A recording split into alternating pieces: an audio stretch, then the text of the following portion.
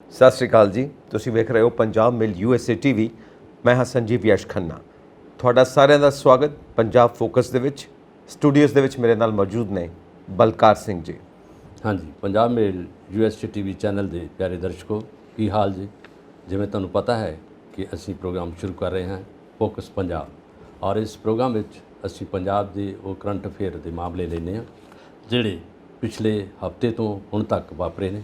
ਔਰ ਮੇਰੇ ਨਾਲ ਬੈਠੇ ਨੇ ਸੰਜੀਵ ਖੰਨਾ ਜੀ, ਔਰ ਸੰਜੀਵ ਖੰਨਾ ਜੀ ਖਾਸ ਤੌਰ 'ਤੇ ਉਹ ਮਸਲੇ ਤੋਂ ਜਾਣੂ ਕਰਵਾਉਂਦੇ ਆ ਜਿਹੜੇ ਲੇਟੈਸਟ ਰੀਸੈਂਟਲੀ ਹੁਣੇ ਪੰਜਾਬ 'ਚ ਵਾਪਰੇ ਆ, ਔਰ ਉਹਨਾਂ ਤੋਂ ਪੰਜਾਬ ਦੇ ਲੋਕ ਤਾਂ ਬਹੁਤ ਜਾਣਕਾਰ ਨੇ। ਔਰ ਅਸੀਂ ਚਾਹੁੰਦੇ ਹਾਂ ਕਿ ਜਿਹਦੇ 'ਚ ਸਾਡੇ ਪ੍ਰਵਾਸੀ ਭਾਰਤੀ NRI ਵੀਰ ਬਾਹਰਲੇ ਦੇਸ਼ਾਂ 'ਚ ਬੈਠੇ ਨੇ, ਉਹਨਾਂ ਨੂੰ ਅਸੀਂ ਇਸ ਮਸਲਿਆਂ ਤੋਂ ਜਾਣੂ ਕਰਵਾਈਏ।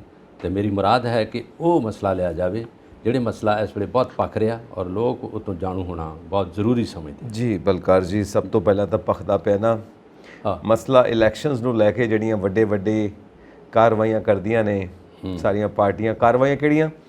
ਉਹ ਗੱਲਾਂ ਦਾ ਕੜਾਹ ਬਣਾ ਕੇ ਖਵਾਉਂਦੀਆਂ ਨੇ ਕਿ ਖਾਓ ਤੇ ਸਾਨੂੰ ਵੋਟ ਪਾਓ।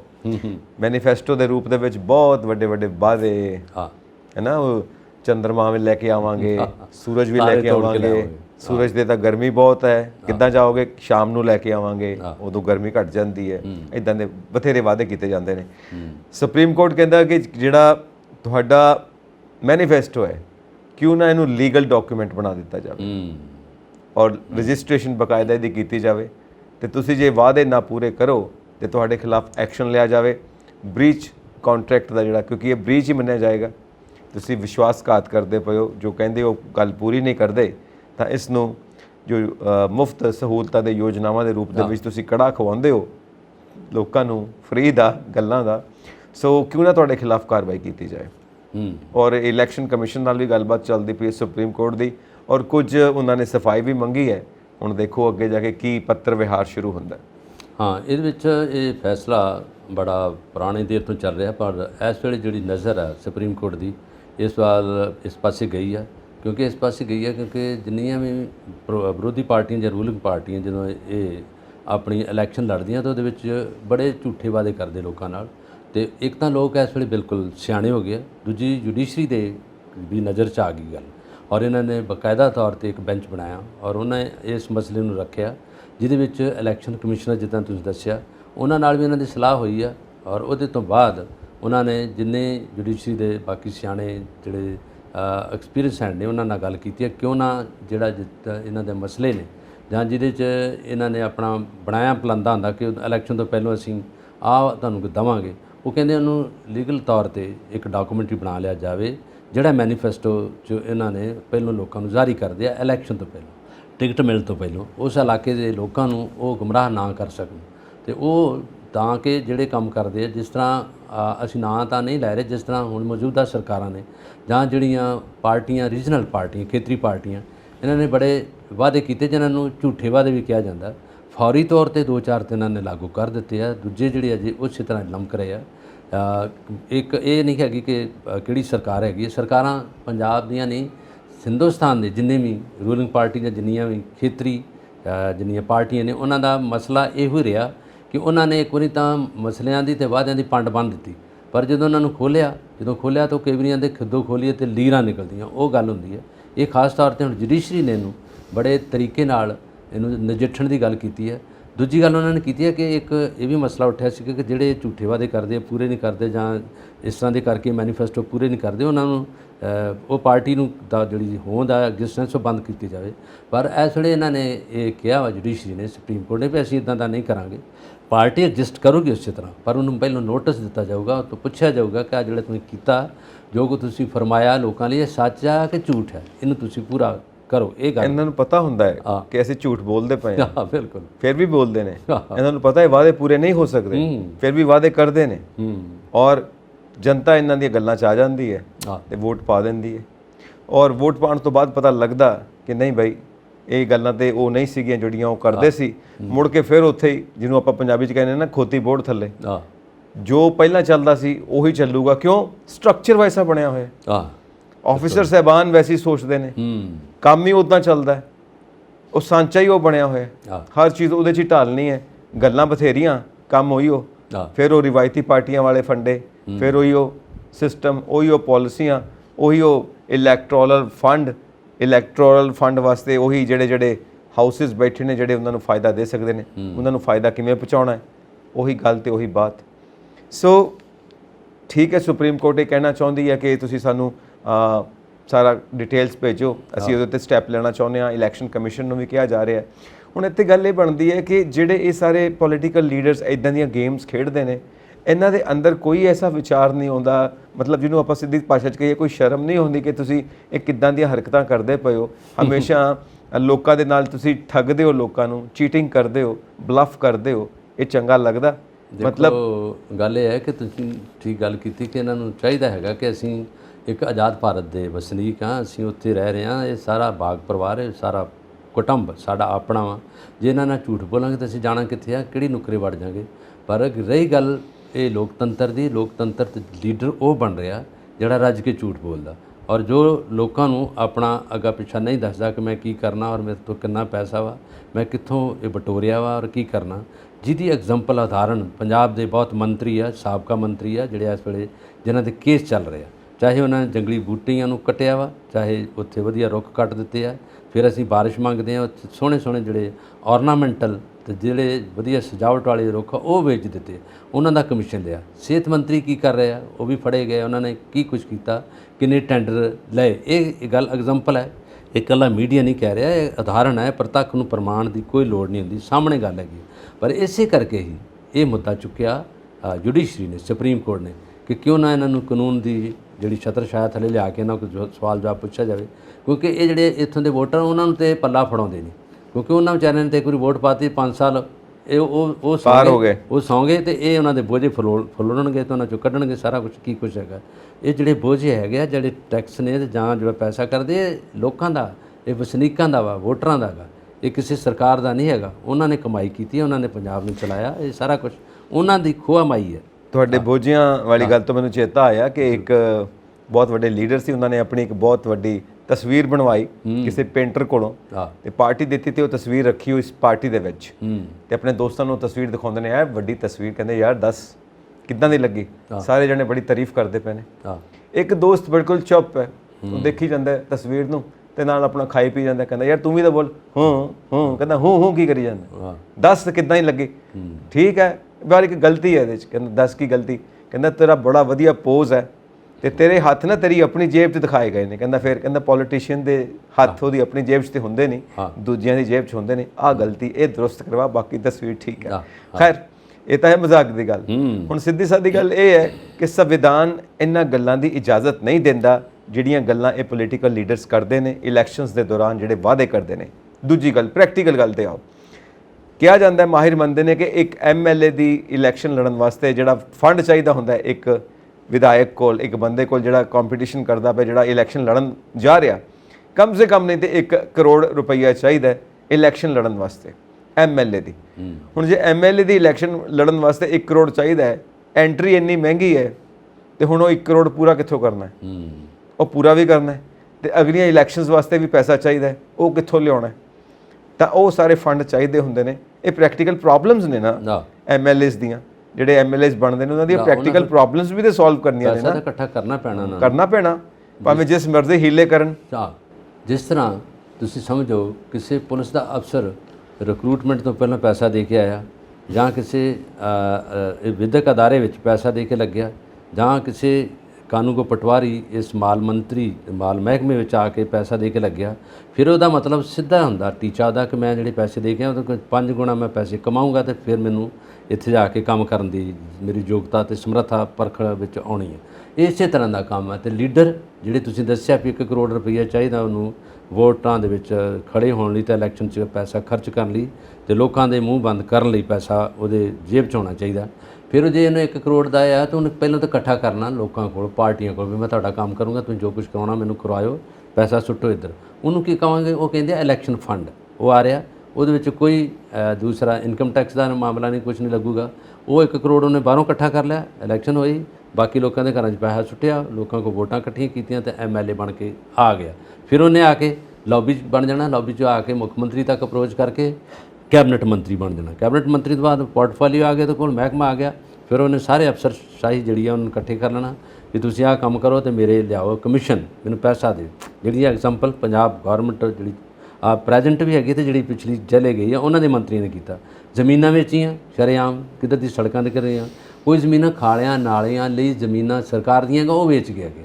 ਆ ਭਗਤੂਪੁਰਾ ਵੀ ਇਹੀ ਗੱਲ ਹੋਈ ਹੈ, ਜਿੱਥੇ ਕਾਂਗਰਸ ਦੇ ਨੇਤਾ ਬਿਲਕੁਲ ਹੋਈ ਹੈ। ਭਗਤੂਪੁਰਾ ਦੇ ਵਿੱਚ ਉਹ ਆ ਗਈ ਆ, ਉਹਦੇ ਵਿੱਚ 52 ਕਿੱਲੇ ਜ਼ਮੀਨ ਵੇਚਣੀ ਆ, 48 ਕਿੱਲੇ ਜ਼ਮੀਨ ਦਾ ਪੈਸਾ ਲਿਆ ਗਿਆ, ਬਾਕੀ ਜੇਬ ਦੇ ਵਿੱਚ। ਇਹ ਚੀਜ਼ਾਂ ਆਈਆਂ।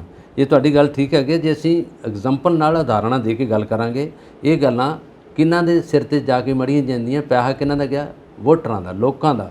ਇਹਨਾਂ ਦਾ ਕੀ ਗਿਆ ਉੱਥੇ? ਇਹਨਾਂ ਦੀਆਂ ਗੱਡੀਆਂ ਚੱਲੀਆਂ, ਤੇਲ ਬਾਹਰੋਂ ਪੈ ਰਿਹਾ। ਆ ਗਿਆ ਜੀ ਤੁਹਾਡੇ ਕੋਲ ਐਮਐਲਏ ਦਾ ਤੇਲ ਦੀ ਟੈਂਕੀ ਭਰ ਦਿਓ। ਤੇਲ ਦੀ ਟੈਂਕੀ ਭਰ ਗਈ, ਕੌਣ ਭਰ ਰਿਹਾ? ਉਹ ਵੋਟਰ ਵਿਚਾਰਾ, ਜਿਹੜਾ ਬੰਦਾ ਉੱਥੇ ਹੈਗਾ, ਜਿਹੜਾ ਵਿਚਾਰਾ ਵਾਹੀ ਖੇਤੀ ਕਰਦਾ, ਜ਼ਮੀਨ ਨੂੰ ਵਾਹ ਕੇ ਕਿਰਤ ਕਰਦਾ, ਉਹ ਬੰਦਾ ਦੇ ਰਿਹਾ ਪੈਸਾ। ਹੁਣ ਉਹਦੇ ਬੱਚੇ ਕਿੱਦਾਂ ਪਾਲੇ ਜਾਣਗੇ? ਪੈਸਾ ਇਹਦੇ ਕੋਲ ਆ ਗਿਆ, ਪਰ ਹੁਣ ਇਹ ਸੋਸ਼ਲ ਮੀਡੀਆ ਨੇ, ਵੀਡੀਓ ਨੇ ਫੜਾ ਦਿੱਤੇ, ਬੰਦੇ ਆ ਗਏ ਸਾਹਮਣੇ ਇਹਨਾਂ ਦੇ, ਵੀਡੀਓ ਅਗਲੇ ਦਿਖਾਉਂਦੇ, ਦੱਸੋ। ਬਿਲਕੁਲ ਸਹੀ ਗੱਲ ਹੈ। ਔਰ ਇੱਥੋਂ ਤੱਕ ਵੀ ਹੈ ਕਿ ਜਿਹੜੀਆਂ ਅਫਸਰਸ ਦੀਆਂ ਬਦਲੀਆਂ ਹੁੰਦੀਆਂ ਨੇ, ਕਿਹੜੀ ਸੀਟ ਚਾਹੀਦੀ ਹੈ, ਜਿਹੜੀ ਮਲਾਈ ਵਾਲੀ ਸੀਟ ਹੈ ਜਿੱਥੇ ਪੈਸਾ ਬਹੁਤ ਆਉਂਦਾ ਹੈ, ਫਿਰ ਅੱਗੇ ਤੱਕ ਹਿੱਸੇ ਤੈਅ ਨੇ। ਕੋਈ ਵੱਡੇ ਮੰਤਰੀ ਸਾਹਿਬ ਆ ਰਹੇ ਨੇ ਤੇ ਉਹ ਵਗਾਰ ਪਾਣੀ ਪਏਗੀ, ਕਿਹੜੇ ਹੋਟਲ ਬੁੱਕ ਕਰਵਾਉਣੇ ਨੇ, ਉੱਥੇ ਕਿਹੜੇ ਖਾਣੇ ਦੇਣੇ ਨੇ, ਉਹ ਪੈਸੇ ਕਿੱਥੋਂ ਆਉਣਗੇ? ਉਹ ਰਿਸ਼ਵਤ ਦਾ ਪੈਸਾ। ਉਹ ਐਸਐਸਪੀ ਤੱਕ ਜਾਂਦੀ ਗੱਲ, ਬਿਲਕੁਲ ਜਾਂਦੀ ਹੈ।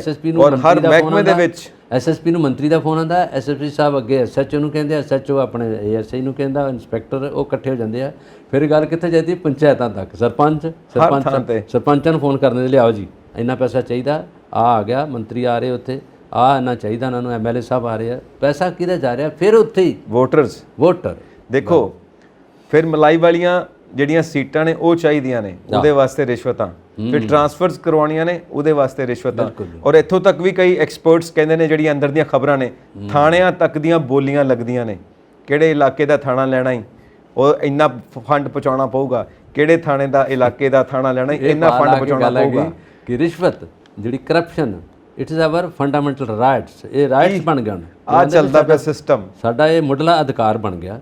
ਇਹ ਪੱਕੇ ਤੌਰ ਤੇ ਹੋ ਗਿਆ ਕਿ ਅੱਗੇ ਇੱਕ ਵਾਰੀ ਸੋਸ਼ਲ ਮੀਡੀਆ ਤੇ ਔਰ ਇਹ ਮੁੱਦਾ ਉੱਠਿਆ ਸੀਗਾ ਕਿ ਕਿਉਂ ਨਾ ਇਹਨੂੰ ਇੱਕ part and parcel of life ਬਣਾ ਦਿੱਤਾ, ਲੀਗਲ ਕਰ ਦਿਓ। ਹੈ ਕਿ ਨਹੀਂ? ਬਣ ਗਿਆ, ਕਿਉਂਕਿ ਇਹਨੂੰ ਅੰਦਰ ਖਾਤੇ ਤੇ ਆ ਰਹੇ। ਕਰਪਸ਼ਨ ਨੂੰ ਲੀਗਲ ਕਰ ਦਿਓ, ਖਤਮ ਕਰਪਸ਼ਨ। ਅੱਜ ਪਟਵਾਰੀ ਫੜਿਆ ਗਿਆ, ਅੱਜ ਕਾਨੂੰਗੋ ਫੜਿਆ ਗਿਆ, ਵਿਜੀਲੈਂਸ ਬਿਊਰੋ ਇਨਸਾਫ ਕਰਦੀ ਹੈ, ਆਹ ਡਾਕਟਰ ਫੜਿਆ ਗਿਆ।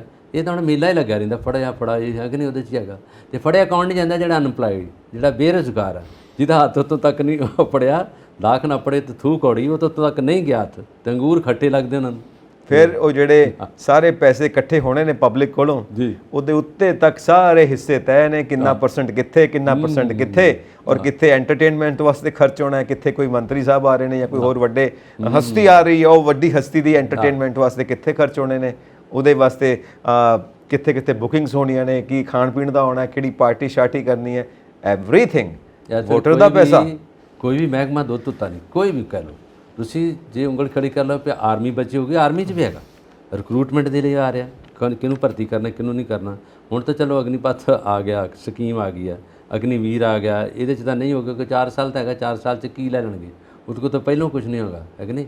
ਅਤੇ ਉਹ ਦੂਜੇ ਜਿਹੜੇ ਆ ਇਹ ਮਹਿਕਮੇ, ਜਿਹੜੇ ਨਾਲ ਲੱਗਦੇ ਮਹਿਕਮੇ, ਉਹ ਸਾਰੇ, ਪੁਲਿਸ ਦਾ ਮਹਿਕਮਾ ਪੂਰੀ ਤਰ੍ਹਾਂ ਇਹਦੇ ਨਾਲ ਜੁੜਿਆ ਪਿਆ, ਔਰ ਟੀਚਿੰਗ ਇਹ 'ਚ ਵੀ ਪੈਸਾ ਚੱਲ ਰਿਹਾ, ਵਿਦਿਅਕ ਅਦਾਰੇ ਵੀ ਇਹਦੇ ਨਾਲ ਚੱਲ ਰਹੇ, ਸਭ ਥਾਂ ਤੇ ਚੱਲ ਰਿਹਾ।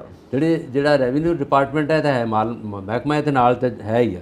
ਇਹ ਤੇ ਪੈਸਾ ਦਿਓ, ਪੈਸਾ ਸੁੱਟੋ ਤੇ ਤਮਾਸ਼ਾ ਵੇਖੋ, ਉਹਦੇ ਨਾਲ ਹੀ। ਬਿਲਕੁਲ ਜੀ। ਤੇ ਆਮ ਲੋਕਾਂ ਵਾਸਤੇ ਡੰਡਾ, ਲਾਠੀ ਚਾਰਜ, ਪਾਣੀ ਦੀ ਬੁਛਾਰ ਮਾਰੋ, ਉਹਨਾਂ ਨੂੰ ਪਾਣੀ ਨਾਲ ਸੁੱਟ ਦਿਓ, ਉਹਨਾਂ ਦੇ ਕੱਪੜੇ ਖਰਾਬ ਕਰ ਦਿਓ, ਉਹਨਾਂ ਦੀ ਉਹ ਜੁੱਤੀਆਂ ਗਵਾ ਜਾਣ ਤੇ ਕਮਲੇ ਹੋ ਕੇ ਘਰ ਜਾਣ, ਤੇ ਘਰ ਵਾਲੀਆਂ ਕਹਿਣ ਕਿੱਥੋਂ ਆਏ ਜੇ ਤੁਸੀਂ ਕਮਲੇ ਹੋ, ਤੁਸੀਂ ਤਾਂ ਕੰਮ ਕਿਸੇ ਘਲਾਇਆ ਸੀ ਤੇ ਕੱਪੜੇ ਪੜਵਾ ਕੇ ਆ ਗਏ। Bottom line is misuse of power, ਇਹ ਚੱਲ ਰਿਹਾ। ਚਲੋ ਜੀ, ਦੂਜਾ ਸੋ ਆਪਾਂ ਅੱਗੇ ਚੱਲਦੇ ਹਾਂ। ਔਰ ਜਿਹੜੇ ਜਾਨਾਂ ਦੇ ਰਹੇ ਨੇ ਦੇਸ਼ ਵਾਸਤੇ, ਉਹਨਾਂ ਫੌਜੀਆਂ ਦੀ ਗੱਲ ਕਰਦੇ ਹਾਂ, ਕਿਉਂਕਿ ਉਹ ਤਾਂ ਖੜੇ ਨੇ ਮੁਸਤੈਦੀ ਦੇ ਨਾਲ, ਉਹ ਵੀ ਮਾਵਾਂ ਦੇ ਪੁੱਤ ਨੇ, ਰਾਤ ਦਿਨ ਦੇਸ਼ ਦੇ ਉੱਤੇ ਜਾਨ ਮਾਰਨ ਵਾਸਤੇ ਖੜੇ ਨੇ, ਸਾਡੀ ਸੁਰੱਖਿਆ ਵਾਸਤੇ ਖੜੇ ਨੇ। ਦੇਸ਼ ਦੇ ਅੰਦਰ ਭਾਵੇਂ ਰਿਸ਼ਵਤਖੋਰੀ ਚੱਲਦੀ ਹੈ, ਬੇਈਮਾਨੀ ਚੱਲਦੀ ਹੈ, ਧਾਂਦਲੀਆਂ ਚੱਲਦੀਆਂ ਨੇ, ਵੱਡੇ ਵੱਡੇ ਘਪਲੇ ਚੱਲਦੇ ਨੇ, ਜੋ ਮਰਜ਼ੀ ਚੱਲਦਾ ਪਿਆ, ਪੂਰਾ ਗੰਦ ਪਿਆ ਹੋਇਆ ਹੈ ਸਿਸਟਮ ਦੇ ਅੰਦਰ, ਅਸੀਂ ਜਾਣਦੇ ਹਾਂ। ਔਰ ਇਸ ਗੰਦ ਨੂੰ ਸਾਫ਼ ਕਰਨ ਵਾਸਤੇ ਉਤਰਨਾ ਪਏਗਾ। ਵਿੱਚ ਜਿਹੜੇ ਵੀ ਇਹਨੂੰ ਸਾਫ਼ ਕਰਨਾ ਚਾਹੁੰਦੇ ਨੇ, ਜਿਹੜੇ ਕਹਿੰਦੇ ਨੇ ਕਿ ਲਿਬੜ ਜਾਵਾਂਗੇ, ਉਹ ਫਿਰ ਪਾਸੇ ਰਹਿਣ, ਤੇ ਜਿਹੜੇ ਅੰਦਰ ਜਾਣਗੇ ਸਾਫ਼ ਕਰਨ ਵਾਸਤੇ ਉਹ ਲਿਬੜਨਗੇ। ਉਸ ਸਿਸਟਮ ਦੀ ਰਾਖੀ ਵਾਸਤੇ ਸਾਡੇ ਫੌਜੀ ਵੀਰ ਖੜੇ ਨੇ, ਉਹ ਵੀ ਜਾਣਦੇ ਨੇ, ਪਰ ਉਹ ਆਪਣੀ ਡਿਊਟੀ ਤੇ ਖੜੇ ਨੇ, ਉਹ ਜਾਣਦੇ ਨੇ ਜੋ ਅੰਦਰ ਖਾਤੇ ਹੋ ਰਹੇ, ਉਹ ਸਭ ਜਾਣਦੇ ਨੇ, ਪਰ ਫਿਰ ਵੀ ਖੜੇ ਨੇ। ਤੇ ਦੇਖੋ ਜੰਮੂ ਕਸ਼ਮੀਰ ਪਾਕਿਸਤਾਨ, ਹਾਂ ਪਾਕਿਸਤਾਨ ਦੇ ਨਾਲ ਜੰਮੂ ਕਸ਼ਮੀਰ ਤੇ ਪਾਕਿਸਤਾਨ ਵੱਲੋਂ ਫਿਰ ਉਹ ਜਿਹੜੀ ਗੁਰੀਲਾ ਵਾਰ ਟਾਈਪ ਚੱਲਦੀ ਰਹਿੰਦੀ ਹੈ, ਛੁਪ ਕੇ ਹਮਲੇ, ਯਾਨੀ ਕਹਿੰਦੇ ਆ ਕਿ ਆਪਾਂ ਪਿੱਠ ਪਿੱਛੇ ਛੁਰਾ ਮਾਰਨ ਵਾਲੀ ਗੱਲ ਉਹ ਜਿਹੜੀ ਕਰਦੇ ਨੇ ਪਾਕਿਸਤਾਨੀ ਫੌਜੀ, ਉਹ ਕੀਤੀ ਹੈ ਤੇ ਫੌਜੀ ਕੈਂਪ ਤੇ ਹਮਲਾ ਕਰਕੇ 3 ਜਵਾਨ ਸ਼ਹੀਦ ਕਰ ਦਿੱਤੇ ਨੇ ਸਾਡੇ ਭਾਰਤ ਦੇ। ਸੋ ਇਹ ਲਗਾਤਾਰ ਚੱਲਦਾ ਪਿਆ ਇਹ ਮਸਲਾ, ਇਹ ਬੜਾ ਦੇਰ ਤੋਂ ਚੱਲਦਾ ਰਿਹਾ। ਪਹਿਲਾਂ ਦੇਖੋ ਪੁਲਵਾਮਾ 'ਚ 40 ਜਿਹੜੇ ਸੀਗੇ ਫੌਜੀ ਸ਼ਹੀਦ ਕਰ ਦਿੱਤੇ, ਆਉਂਦੇ ਜਾਂਦੇ ਉਹਨਾਂ ਦੀ ਕਾਨਵਾਈ ਜਾ ਰਹੀ ਸੀ, ਉਹਦੇ ਵਿੱਚ ਹੀ ਉਹਨਾਂ ਨੇ ਗੋਲੀ ਚਲਾ ਕੇ ਔਰ ਉੱਥੇ ਹੀ ਢੇਰੀ ਕਰ ਦਿੱਤੇ। ਔਰ ਦੇਖੋ ਜਿਹੜੇ ਲੈਸ ਰਹਿੰਦੇ ਆ, ਜਿਹੜੇ ਹਥਿਆਰਬੰਦ ਰਹਿੰਦੇ ਆ, ਜਿਨ੍ਹਾਂ ਕੋਲ ਬਖਤਰਬੰਦ ਗੱਡੀਆਂ ਵੀ ਆ, ਉਹਨਾਂ ਨੂੰ ਵੀ ਇਹ ਬਖਸ਼ਦੇ ਨਹੀਂ। ਇਹਦੇ ਵਿੱਚ ਇਹ ਸੁਣਿਆ ਗਿਆ ਕਿ ਇਹ 2 ਮੁੰਡੇ ਆਏ ਆ ਆਤੰਕਵਾਦੀ, ਜਿਨ੍ਹਾਂ ਨੇ ਉਹ 'ਚ ਧੁੰਦ ਦਾ ਫਾਇਦਾ ਉਠਾ ਕੇ ਵਿੱਚ ਦੀ ਆਉਂਦੇ ਮੇਨ ਗੇਟ ਤੇ ਆਏ ਆ। ਲੈਫਟੀਨੈਂਟ ਕਰਨਲ ਸੀਗਾ ਉਹ, ਵੀ ਉਹਨੂੰ ਪਤਾ ਲੱਗਾ, ਉਹਨੇ ਉਹ ਤੋਂ ਅਲਰਟ ਕਰ ਦਿੱਤਾ ਕਿ ਬਚੋ, ਆ ਰਹੇ ਆ ਮੁੰਡੇ, ਕਾਹਦੇ ਲਈ ਆ ਰਹੇ ਆ, ਪਤਾ ਕਰੋ। ਜਦੋਂ ਆਏ ਉਹਨਾਂ ਗ੍ਰਨੇਡ ਮਾਰਿਆ, ਗ੍ਰਨੇਡ ਮਾਰ ਕੇ 2 ਹੈਗੇ ਆ ਰਾਈਫਲਮੈਨ ਤੇ 2, ਇੱਕ ਹੈਗਾ ਸੀ JCO ਸੂਬੇਦਾਰ, ਨਾਇਬ ਸੂਬੇਦਾਰ, ਉਹ ਉਹਨਾਂ ਨੇ 3 ਮਾਰ ਦਿੱਤੇ ਉੱਥੇ। ਹੁਣ 3 ਮਾਰਨ ਨਾਲ 3 ਪਰਿਵਾਰ ਤਾਂ ਖਤਮ ਹੋ ਗਏ। ਉਹਨਾਂ ਨੂੰ ਕਿੰਨਾ ਪੈਸਾ ਦੇ ਦੇਣਗੇ, ਔਨ ਡਿਊਟੀ ਮਰੇ ਆ, ਜਾਂ ਉਹਨਾਂ ਦੇ ਬੱਚਿਆਂ ਨੂੰ ਕੁਝ ਪੈਸਾ ਦੇਣਗੇ, ਹੈ ਨਾ, ਉਹਨਾਂ ਨੂੰ ਤਿਰੰਗੇ 'ਚ ਲਪੇਟ ਕੇ ਘਰ ਲੈ ਜਾਣਗੇ, ਵਿਚਾਰਿਆਂ ਦਾ ਸੰਸਕਾਰ ਹੋਊਗਾ, ਮਾਂ ਪਿਓ ਉੱਜੜ ਜਾਣਗੇ।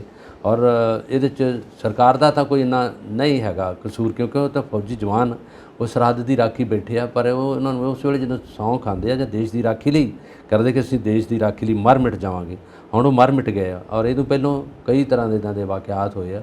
ਔਰ ਇਹ ਰਜੌਰੀ ਦੇ ਉਸ ਫੌਜੀ ਕੈਂਪ ਜਿਹਦੇ ਅੰਦਰ ਉਹ 3 ਮੁੰਡੇ ਮਾਰ ਦਿੱਤੇ ਆ, ਇਹ ਵੇਖੋ ਖਤਰਾ। ਜਿਹੜੇ ਆਪ ਹਥਿਆਰ ਲੈ ਕੇ ਬੈਠੇ ਆ, ਜਿਨ੍ਹਾਂ ਕੋਲ ਗ੍ਰਨੇਡ ਵੀ ਆ, ਬੰਬ ਵੀ ਆ, ਸਾਰਾ ਕੁਛ ਆ, ਅਮਨੀਸ਼ਨ ਸਾਰਾ ਹੈਗਾ, ਉੱਥੇ ਅੰਦਰ ਆ ਗਿਆ। ਪਰ ਇਹਨਾਂ 2 ਮੁੰਡੇ ਝਟਕਾ ਤੇ ਉਹ ਵੀ ਮਾਰ ਦਿੱਤੇ, ਉਹ ਵੀ ਮਰ ਗਿਆ। ਪਰ 3 ਮੁੰਡੇ ਜਿਹੜੇ ਇਹਨਾਂ ਦੇ ਰਾਈਫਲ ਲੈ ਕੇ ਮਰ ਗਏ। ਮੈਂ ਇੱਕ ਸ਼ਬਦ ਦਾ ਇਸਤੇਮਾਲ ਕੀਤਾ, ਪਿੱਠ ਪਿੱਛੇ ਛੁਰਾ ਮਾਰਨਾ। ਕਿਉਂ ਕੀਤਾ? ਕਿਉਂਕਿ ਹਮੇਸ਼ਾ ਪਾਕਿਸਤਾਨ ਵੱਲੋਂ ਇਹ ਗੱਲ ਹੁੰਦੀ ਹੈ ਕਿ ਅਸੀਂ ਸ਼ਾਂਤੀ ਚਾਹੁੰਦੇ ਹਾਂ, ਠੀਕ ਹੈ, ਵੀ ਵਾਂਟ ਪੀਸ। ਹੁਣ ਜੇ ਪੀਸ ਚਾਹੁੰਦੇ ਹੋ ਤਾਂ ਫਿਰ ਕੀ ਗੱਲਾਂ ਨੇ? ਤੁਸੀਂ ਉੱਥੇ ਨਸ਼ਾ ਵੀ ਸਪਲਾਈ ਕਰਨ ਆਉਂਦੇ ਹੋ, ਤੁਸੀਂ ਉਗਰਵਾਦੀਆਂ ਨੂੰ ਵੀ ਪਾਲਦੇ ਹੋ ਜਿਹੜੇ ਉੱਥੇ ਬੈਠੇ ਹੋਏ ਨੇ, ਭਾਰਤ ਦੇ ਖਿਲਾਫ ਕੰਮ ਕਰਦੇ ਨੇ, ਉਹਨਾਂ ਨੂੰ ਤੁਸੀਂ ਆਪਣੀ ਜ਼ਮੀਨ ਵੀ ਦਿੰਦੇ ਹੋ, ਟ੍ਰੇਨਿੰਗ ਕੈਂਪਸ ਵੀ ਨੇ ਉੱਥੇ ਉਹਨਾਂ ਦੇ, ਤੇ ਉੱਥੋਂ ਹੀ ਉਹ ਹਮਲਾ ਕਰਨ ਵਾਸਤੇ ਭਾਰਤ ਵਿੱਚ ਐਂਟਰ ਕਰਦੇ ਨੇ। ਹੁਣ ਕੁਛ ਨਾ ਕੁਛ ਕਾਰਵਾਈ ਇਹਨਾਂ ਨੇ ਕਰਨ ਦੀ ਪਲੈਨਿੰਗ ਜ਼ਰੂਰ ਕੀਤੀ ਹੋਣੀ, ਕਿਉਂਕਿ 15 ਅਗਸਤ ਆ ਰਿਹਾ, 2 ਦਿਨ ਰਹਿ ਗਏ ਨੇ, ਸਾਡਾ ਆਜ਼ਾਦੀ ਦਿਵਸ ਆ ਰਿਹਾ। ਹਾਲਾਂਕਿ 14 ਅਗਸਤ ਨੂੰ ਪਾਕਿਸਤਾਨ ਦਾ ਆਪਣਾ ਆਜ਼ਾਦੀ ਦਿਵਸ ਹੈ, ਠੀਕ ਹੈ, 15 ਅਗਸਤ ਨੂੰ ਸਾਡਾ ਹੈ, ਫਿਰ ਵੀ ਇੱਧਰ ਜ਼ਰੂਰ ਆਉਣਾ, ਕੋਈ ਨਾ ਕੋਈ ਕਾਰਵਾਈ ਕਰਨ ਦੀ ਕੋਸ਼ਿਸ਼। ਪਰ ਇਹਨਾਂ ਨੂੰ ਇਹ ਗੱਲ ਸਮਝ ਲੈਣੀ ਚਾਹੀਦੀ ਹੈ ਕਿ ਇੱਧਰ ਵੀ ਫੌਜ ਹੈ, ਉਹ ਮੁਸਤੈਦ ਨੇ, ਉਹਨਾਂ ਕੋਲ ਵੀ ਇੰਟੈਲੀਜੈਂਸੀ ਹੈ, ਸਾਰੀ ਰਿਪੋਰਟ ਮਿਲਦੀ ਹੈ। ਮਤਲਬ ਗੱਲ ਇਹ ਹੈ ਕਿ ਇਹ ਖਲਬਲੀ, ਇਹ ਗੜਬੜ ਕਿਉਂ ਪੈਦਾ ਕਰਨੀ? ਇੰਨੇ ਸਾਲ ਹੋ ਗਏ ਪੰਗਾ ਪਾ ਕੇ ਬੈਠੇ ਹੋਏ ਨੇ, ਜਦੋਂ ਦੀ ਆਜ਼ਾਦੀ ਮਿਲੀ ਹੈ, ਹਰ ਵੇਲੇ ਕੁਝ ਨਾ ਕੁਝ, ਹਰ ਵੇਲੇ ਕੁਝ ਨਾ ਕੁਝ, ਕਿੰਨੀਆਂ ਜੰਗਾਂ ਹਾਰ ਚੁੱਕੇ ਨੇ ਭਾਰਤ ਕੋਲੋਂ। ਕੀ ਮਿਲਦਾ ਕੀ ਪਿਆ ਇਹਦੇ ਵਿੱਚ? ਇਕਨੋਮੀ ਦਾ ਤੁਹਾਡੀ ਦਾ ਬੁਰਾ ਹਾਲ, ਅਰਥ ਵਿਵਸਥਾ ਤੁਹਾਡੀ ਇੱਥੋਂ ਤੱਕ ਹਿੱਲੀ ਪਈ ਹੈ ਕਿ ਦੇਸ਼ ਦੇ ਅੰਦਰ ਤੁਹਾਡੇ ਹਰ ਚੀਜ਼ ਹਿੱਲੀ ਪਈ ਹੈ, ਸੋਸ਼ਲ ਸਟਰਕਚਰ ਬੁਰਾ ਹਾਲ ਹੈ ਉਹਦਾ, ਔਰ ਲੋਕ ਸੜਕਾਂ ਤੇ ਨੇ, ਔਰ ਫਿਰ ਵੀ ਪੰਗੇ ਲੈਣੋਂ ਨਹੀਂ ਹਟਣੇ।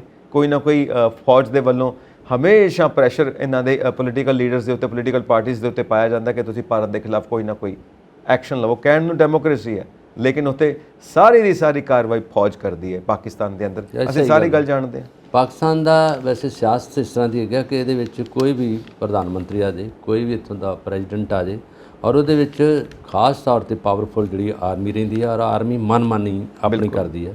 ਉਸੇ ਤਰ੍ਹਾਂ ਅੱਜ ਤੱਕ ਜਿਹੜਾ ਕੇਂਦਰੀ ਸ਼ਾਸਿਤ ਪ੍ਰਦੇਸ਼ ਜਿਹੜਾ ਜੰਮੂ ਕਸ਼ਮੀਰ ਹੈ, ਇਹ ਪਹਿਲਾਂ ਤਾਂ ਕਬਾਇਲੀਆਂ ਦੇ ਹੱਥ 'ਚ ਰਿਹਾ। ਜਦੋਂ ਅਨਡਿਵਾਈਡਡ ਪੰਜਾਬ ਸੀਗਾ, ਜਦੋਂ ਹਿੰਦੁਸਤਾਨ ਤੇ ਪਾਕਿਸਤਾਨ ਇਕੱਠਾ ਸੀਗਾ, ਉਸ ਜ਼ਮਾਨੇ 'ਚ ਉਹ ਕਬਾਇਲੀਆਂ ਦੇ ਤੌਰ ਤੇ ਉਹਨਾਂ ਨੇ ਕੁਝ ਮਕਬੂਜ਼ਾ ਕਸ਼ਮੀਰ ਕਾਬਜ਼ ਕਰ ਲਿਆ। ਕਬਜ਼ਾ ਉਦੋਂ ਤੋਂ ਲੈ ਕੇ ਰੌਲਾ ਰਿਹਾ ਉੱਥੇ 2 ਕਮਿਊਨਿਟੀਆਂ ਜ਼ਿਆਦਾ ਰਹੀਆਂ, ਹਿੰਦੂ ਕਮਿਊਨਿਟੀ ਔਰ ਮੁਸਲਿਮ ਬਹੁਤ ਰਹੇ ਆ, ਸਿੱਖ ਕਮਿਊਨਿਟੀ ਵੀ ਹੈਗੀ ਉੱਥੇ, ਔਰ ਆਪੋ ਵਿੱਚ 3 ਕਮਿਊਨਿਟੀਆਂ ਗੁੱਥਮ ਗੁੱਥਾ ਹੁੰਦੀਆਂ। 1990 'ਚ ਬਹੁਤ ਰੌਲਾ ਪਿਆ, ਮੁਸਲਮਾਨਾਂ ਨੇ ਤੇ ਹਿੰਦੂਆਂ ਦਾ ਆਪੋ ਵਿੱਚ ਹੋਇਆ। ਉਹ ਫਿਰ ਉੱਥੋਂ ਵਿਚਾਰੇ ਹਿਜਰਤ ਕਰਕੇ ਹਿੰਦੂ ਜਿਹੜੇ ਆ ਪੰਜਾਬ 'ਚ ਵੀ ਆ ਗਏ, ਬਾਹਰਲੇ ਸੂਬਿਆਂ 'ਚ ਆ ਗਏ, ਔਰ ਉੱਥੋਂ ਆਪਣੀ ਜੌਬ ਛੱਡ ਆਏ, ਔਰ ਉੱਥੇ ਸਾਰਾ ਸਮਾਨ ਲੁਟਾ ਆਏ। ਉਹ ਜ਼ਮਾਨਾ ਸੀਗਾ। ਫਿਰ ਇਹਦੇ ਵਿੱਚ ਇਹ ਹੈਗੀ ਸਾਡੀ ਇੰਟਰਨਲ ਲੜਾਈ ਜਿਹੜੀ ਆ, ਐਕਸਟਰਨਲ ਜਿਹੜੀ ਆ ਪਾਕਿਸਤਾਨ ਨਾਲ ਹੈਗੀ, ਜਿਹੜੀ ਪਾਕਿਸਤਾਨ ਦੀ ਰੇਂਜਰ ਆ, ਜਿਹੜੀ ਸਾਡੀ ਉੱਥੇ ਤਾਰ ਲੱਗੀ ਜਾਂ ਜਿੱਥੇ ਉੱਥੇ ਹੁੰਦੀ ਆ, ਉਹਦੇ ਵਿੱਚ ਐਂਟਰੀ ਕਰ ਜਾਂਦੇ। ਉਹਦੇ ਵਿੱਚ ਹਮੇਸ਼ਾ ਬੰਬਾਰਮੈਂਟ ਹੁੰਦੀ ਆ, ਗ੍ਰਨੇਡ ਚੱਲਦੇ ਆ, ਔਰ ਉੱਥੇ ਬਹੁਤ ਵਾਰੀ ਬਲੱਡ ਸ਼ੈਡ ਹੋਇਆ, ਬਹੁਤ ਵਾਰੀ ਬੱਚੇ ਮੁੰਡੇ ਮਰੇ ਆ, ਯੂਨੀਫਾਰਮ 'ਚ ਝਟਕਾ ਦਿੰਦੇ ਆ, ਆਉਂਦੇ ਆ ਮਾਰ ਦਿੰਦੇ ਆ। ਇਸ ਕਰਕੇ ਹੈਗਾ ਕਿ ਚਾਹੁੰਦੇ ਆ ਕਿ ਇਸ ਜਿਹੜੇ ਪ੍ਰਦੇਸ਼ ਹੈ 'ਚ ਸ਼ਾਂਤੀ ਨਾ ਰਹੇ। ਹੁਣ ਤੋਂ ਨਹੀਂ, 75 ਸਾਲ ਹੋ ਗਏ ਲੜਾਈ ਨੂੰ, ਉਦੋਂ ਪਹਿਲਾਂ ਜ਼ਿਆਦਾ ਸੀ, ਹੁਣ ਥੋੜ੍ਹੀ ਉਸ ਹਿਸਾਬ ਨਾਲ ਆਇਆ। ਦੂਜਾ ਜਿਹੜਾ ਚਾਈਨਾ ਦਾ ਬਾਰਡਰ, ਇਹ 2 ਬਾਰਡਰ ਕਦੀ ਸੇਫ ਨਹੀਂ ਰਹੇ, ਕਦੀ ਸ਼ਾਂਤੀ ਨਹੀਂ ਰਹੀ। ਇੱਥੇ ਜੋ ਵੀ ਹੈਗੀ ਆ ਜਦੋਂ UN ਤੱਕ ਵੀ ਰੌਲਾ ਪੈ ਗਿਆ, ਉਹ ਚਿੱਟੀ ਯੂਨੀਫਾਰਮ ਆ ਕੇ ਚਿੱਟੇ ਝੰਡੇ ਵੀ ਚੜਾਏ ਗਏ ਉੱਥੇ, ਸਾਰਾ ਕੁਝ ਕੀਤਾ ਗਿਆ। ਕਾਰਗਿਲ ਦਾ ਯੁੱਧ ਲੱਗਿਆ, ਉਹਦੇ ਵਿੱਚ ਵੀ ਬੜਾ ਕੁਝ ਹੋਇਆ, ਉਹਦੇ 'ਚ ਪਤਾ ਨਹੀਂ ਲੱਗਾ। ਨਵਾਜ਼ ਸ਼ਰੀਫ ਆਂਦੇ ਮੈਨੂੰ ਪਤਾ ਨਹੀਂ ਗਾ, ਉੱਥੋਂ ਦੇ ਪ੍ਰਧਾਨ ਮੰਤਰੀ ਆ, ਕਿ ਕੀ ਹੋ ਰਿਹਾ। ਇਹਦਾ ਮਤਲਬ ਜਿਹੜੀ ਤੁਸੀਂ ਗੱਲ ਕਹੀ ਆ, ਆਰਮੀ ਆਪ ਕਰਦੀ ਹੈ, ਆਪ ਆਰਡਰ ਹੁੰਦਾ। Chief of the army staff ਜਿਹੜਾ ਜਾਵੇਦ ਬਾਜਵਾ ਜੀ ਸੀ, ਹੁਣ ਉਹਨਾਂ ਤੋਂ ਪਹਿਲੋਂ ਵੀ ਜਿਹੜੇ ਰਹੇ ਆ, ਔਰ ਉਸੇ ਤਰ੍ਹਾਂ ਹੀ ਰਹੇ ਆ। ਡਿਕਟੇਟਰ ਜਿਹੜੇ ਆ ਉਹ ਆਪ ਬਣ ਜਾਂਦੇ ਆ। ਹਿੰਦੁਸਤਾਨ ਦੀ ਜਿਹੜੀ ਆ ਇੱਥੇ ਸਿਆਸਤ ਉਹ ਇਦਾਂ ਦੀ ਨਹੀਂ ਹੈਗੀ। ਇੱਥੇ ਸਿਆਸਤ ਜਿਹੜੀ ਹੈਗੀ ਆ, ਪ੍ਰਧਾਨ ਮੰਤਰੀ ਤੇ ਰਾਸ਼ਟਰਪਤੀ ਕੋਈ ਸਾਰਾ ਰੀਜ਼ਨ ਇਹ ਹੈ ਨਾ ਕਿ ਔਰ ਕਦੀ ਮਨਮਾਨੀ ਨਹੀਂ ਇੱਥੇ, ਕਦੀ ਸਾਡੀ ਫੌਜ ਨੇ ਬਗੈਰ ਮਤਲਬ ਉੱਥੇ ਬੰਬਾਰਮੈਂਟ ਨਹੀਂ ਕੀਤੀ। ਇਹ ਵਿਚਾਰੇ ਆਪਣੇ ਡਿਸਪਲਿਨ 'ਚ ਰਹਿੰਦੇ। ਗੱਲ ਇਹ ਹੈ ਨਾ, ਉਹ ਮਾਰਦੇ ਆ ਆਪਣੀ ਮਨਮਾਨੀ, ਇਹ ਸਾਰੀਆਂ ਗੱਲਾਂ। 1945 ਦੇ ਵਿੱਚ ਜਦੋਂ ਗ੍ਰੇਟ ਬ੍ਰਿਟੇਨ ਦੇ ਵਿੱਚ ਇਲੈਕਸ਼ਨਸ ਹੁੰਦੀਆਂ ਨੇ ਤੇ ਉੱਥੋਂ ਫਿਰ ਕੈਬਨਿਟ ਕਮਿਸ਼ਨ ਭਾਰਤ ਵਿੱਚ ਭੇਜਿਆ ਜਾਂਦਾ 1945 ਦੇ ਵਿੱਚ। ਉਦੋਂ ਉਹ ਆ ਕੇ ਇਜਾਜ਼ਤ ਦਿੰਦਾ ਹੈ ਕਨਸਟੀਟਿਊਸ਼ਨ ਬਣਾਉਣ ਦੀ, ਔਰ ਕਨਸਟੀਟਿਊਸ਼ਨ ਸਾਡਾ ਭਾਰਤ ਦਾ ਬਣਦਾ ਹੈ, ਬਾਬਾ ਸਾਹਿਬ ਭੀਮ ਰਾਓ ਅੰਬੇਦਕਰ। ਸੋ ਪਾਕਿਸਤਾਨ ਦੇ ਵਿੱਚ ਕਨਸਟੀਟਿਊਸ਼ਨ ਬਹੁਤ ਦੇਰ ਬਾਅਦ ਬਣਿਆ ਹੈ। ਆਜ਼ਾਦੀ ਸਾਡੇ ਨਾਲ ਹੀ ਮਿਲੀ ਹੈ, ਇੱਕ ਦਿਨ ਪਹਿਲਾਂ ਹੀ ਮਿਲੀ ਹੈ, 1947 ਦੇ ਵਿੱਚ ਹੀ ਮਿਲੀ, 14 ਅਗਸਤ ਨੂੰ। ਪਰ ਕਨਸਟੀਟਿਊਸ਼ਨ ਬਣਨ 'ਚ 10 ਸਾਲ ਤੋਂ ਜ਼ਿਆਦਾ ਲੱਗ ਗਏ। ਉਸ ਦੌਰਾਨ ਡੈਮੋਕ੍ਰੇਸੀ ਇੰਨੀ ਸਟਰੋਂਗ ਨਹੀਂ ਹੋ ਸਕੀ, ਆਰਮੀ ਜ਼ਿਆਦਾ ਸਟਰੋਂਗ ਹੋ ਗਈ, ਔਰ ਆਦਮੀ ਕਈ ਵਾਰ ਟੇਕ ਓਵਰ ਕਰਦੀ ਰਹੀ ਪੋਲਿਟਿਕਸ ਨੂੰ, ਡੈਮੋਕ੍ਰੇਸੀ।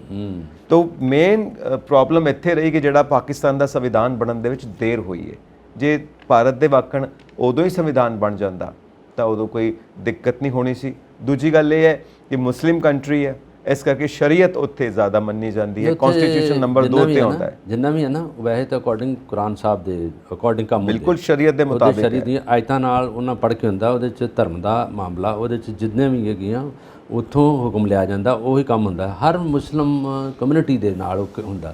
ਰਹੀ ਗੱਲ ਸੰਵਿਧਾਨ ਦੀ, ਸੰਵਿਧਾਨ 10 ਸਾਲ ਬਾਅਦ ਉਹਨਾਂ ਦਾ ਹੋਇਆ, ਆਪਣਾ 4 ਸਾਲ ਲੱਗਣ ਤੋਂ 1950 26 ਜਨਵਰੀ ਨੂੰ ਲਾਗੂ ਹੋ ਗਿਆ। ਲਾਗੂ ਹੋਣ ਤੋਂ ਬਾਅਦ ਹੈ, ਪਰ ਅਜੇ ਤੱਕ ਦੇਖ ਲਓ ਇੰਗਲੈਂਡ ਦਾ ਤਾਂ ਅਨਰਿਟਨ ਹੈਗਾ, ਉਹ ਫਿਰ ਡਿਸਪਲਿਨ 'ਚ ਉਹਨਾਂ ਦੇ ਲਾਜ਼ ਨੇ ਫੰਡਾਮੈਂਟਲ, ਉਸੇ ਤਰ੍ਹਾਂ ਉਹਨੂੰ ਫਾਲੋ ਕਰਦੇ, ਉਹ ਡਿਸਪਲਿਨ 'ਚ ਰਹਿੰਦੇ ਆ। ਉਹਨੂੰ ਟਾਈਮ ਦਾ ਪਤਾ ਹੈਗਾ, ਪੰਕਚੁਅਲਿਟੀ ਦਾ ਪਤਾ ਹੈਗਾ। ਜਿੱਥੇ ਡਿਕਟੇਟਰਸ਼ਿਪ ਹੋਵੇ, ਜਿੱਥੇ ਆਰਮੀ ਹੋਵੇ, ਜਿੱਥੇ ਨਿਰੰਕੁਸ਼ਤਾ ਹੋਵੇ, ਉੱਥੇ ਸਾਰੇ ਲੋਕ ਆਪਣੇ ਮਨਮਾਨੀ ਨਾ ਕਰਦੇ। ਜਿੱਦਾਂ ਸਾਊਥ ਕੋਰੀਆ, ਉਹਦੇ 'ਚ ਵੇਖ ਲਓ ਡਿਕਟੇਟਰਸ਼ਿਪ ਹੈਗੀ, ਪਰ ਡਿਵੈਲਪਮੈਂਟ ਹੈਗੀ ਉੱਥੇ, ਪਰ ਰਾਜ ਕਿਤੇ ਚੱਲਦਾ ਇੱਕ ਬੰਦੇ ਦਾ, ਸਿੰਗਲ ਮੈਨ ਹੋਲਡ ਏ ਆਲ ਪਾਵਰ।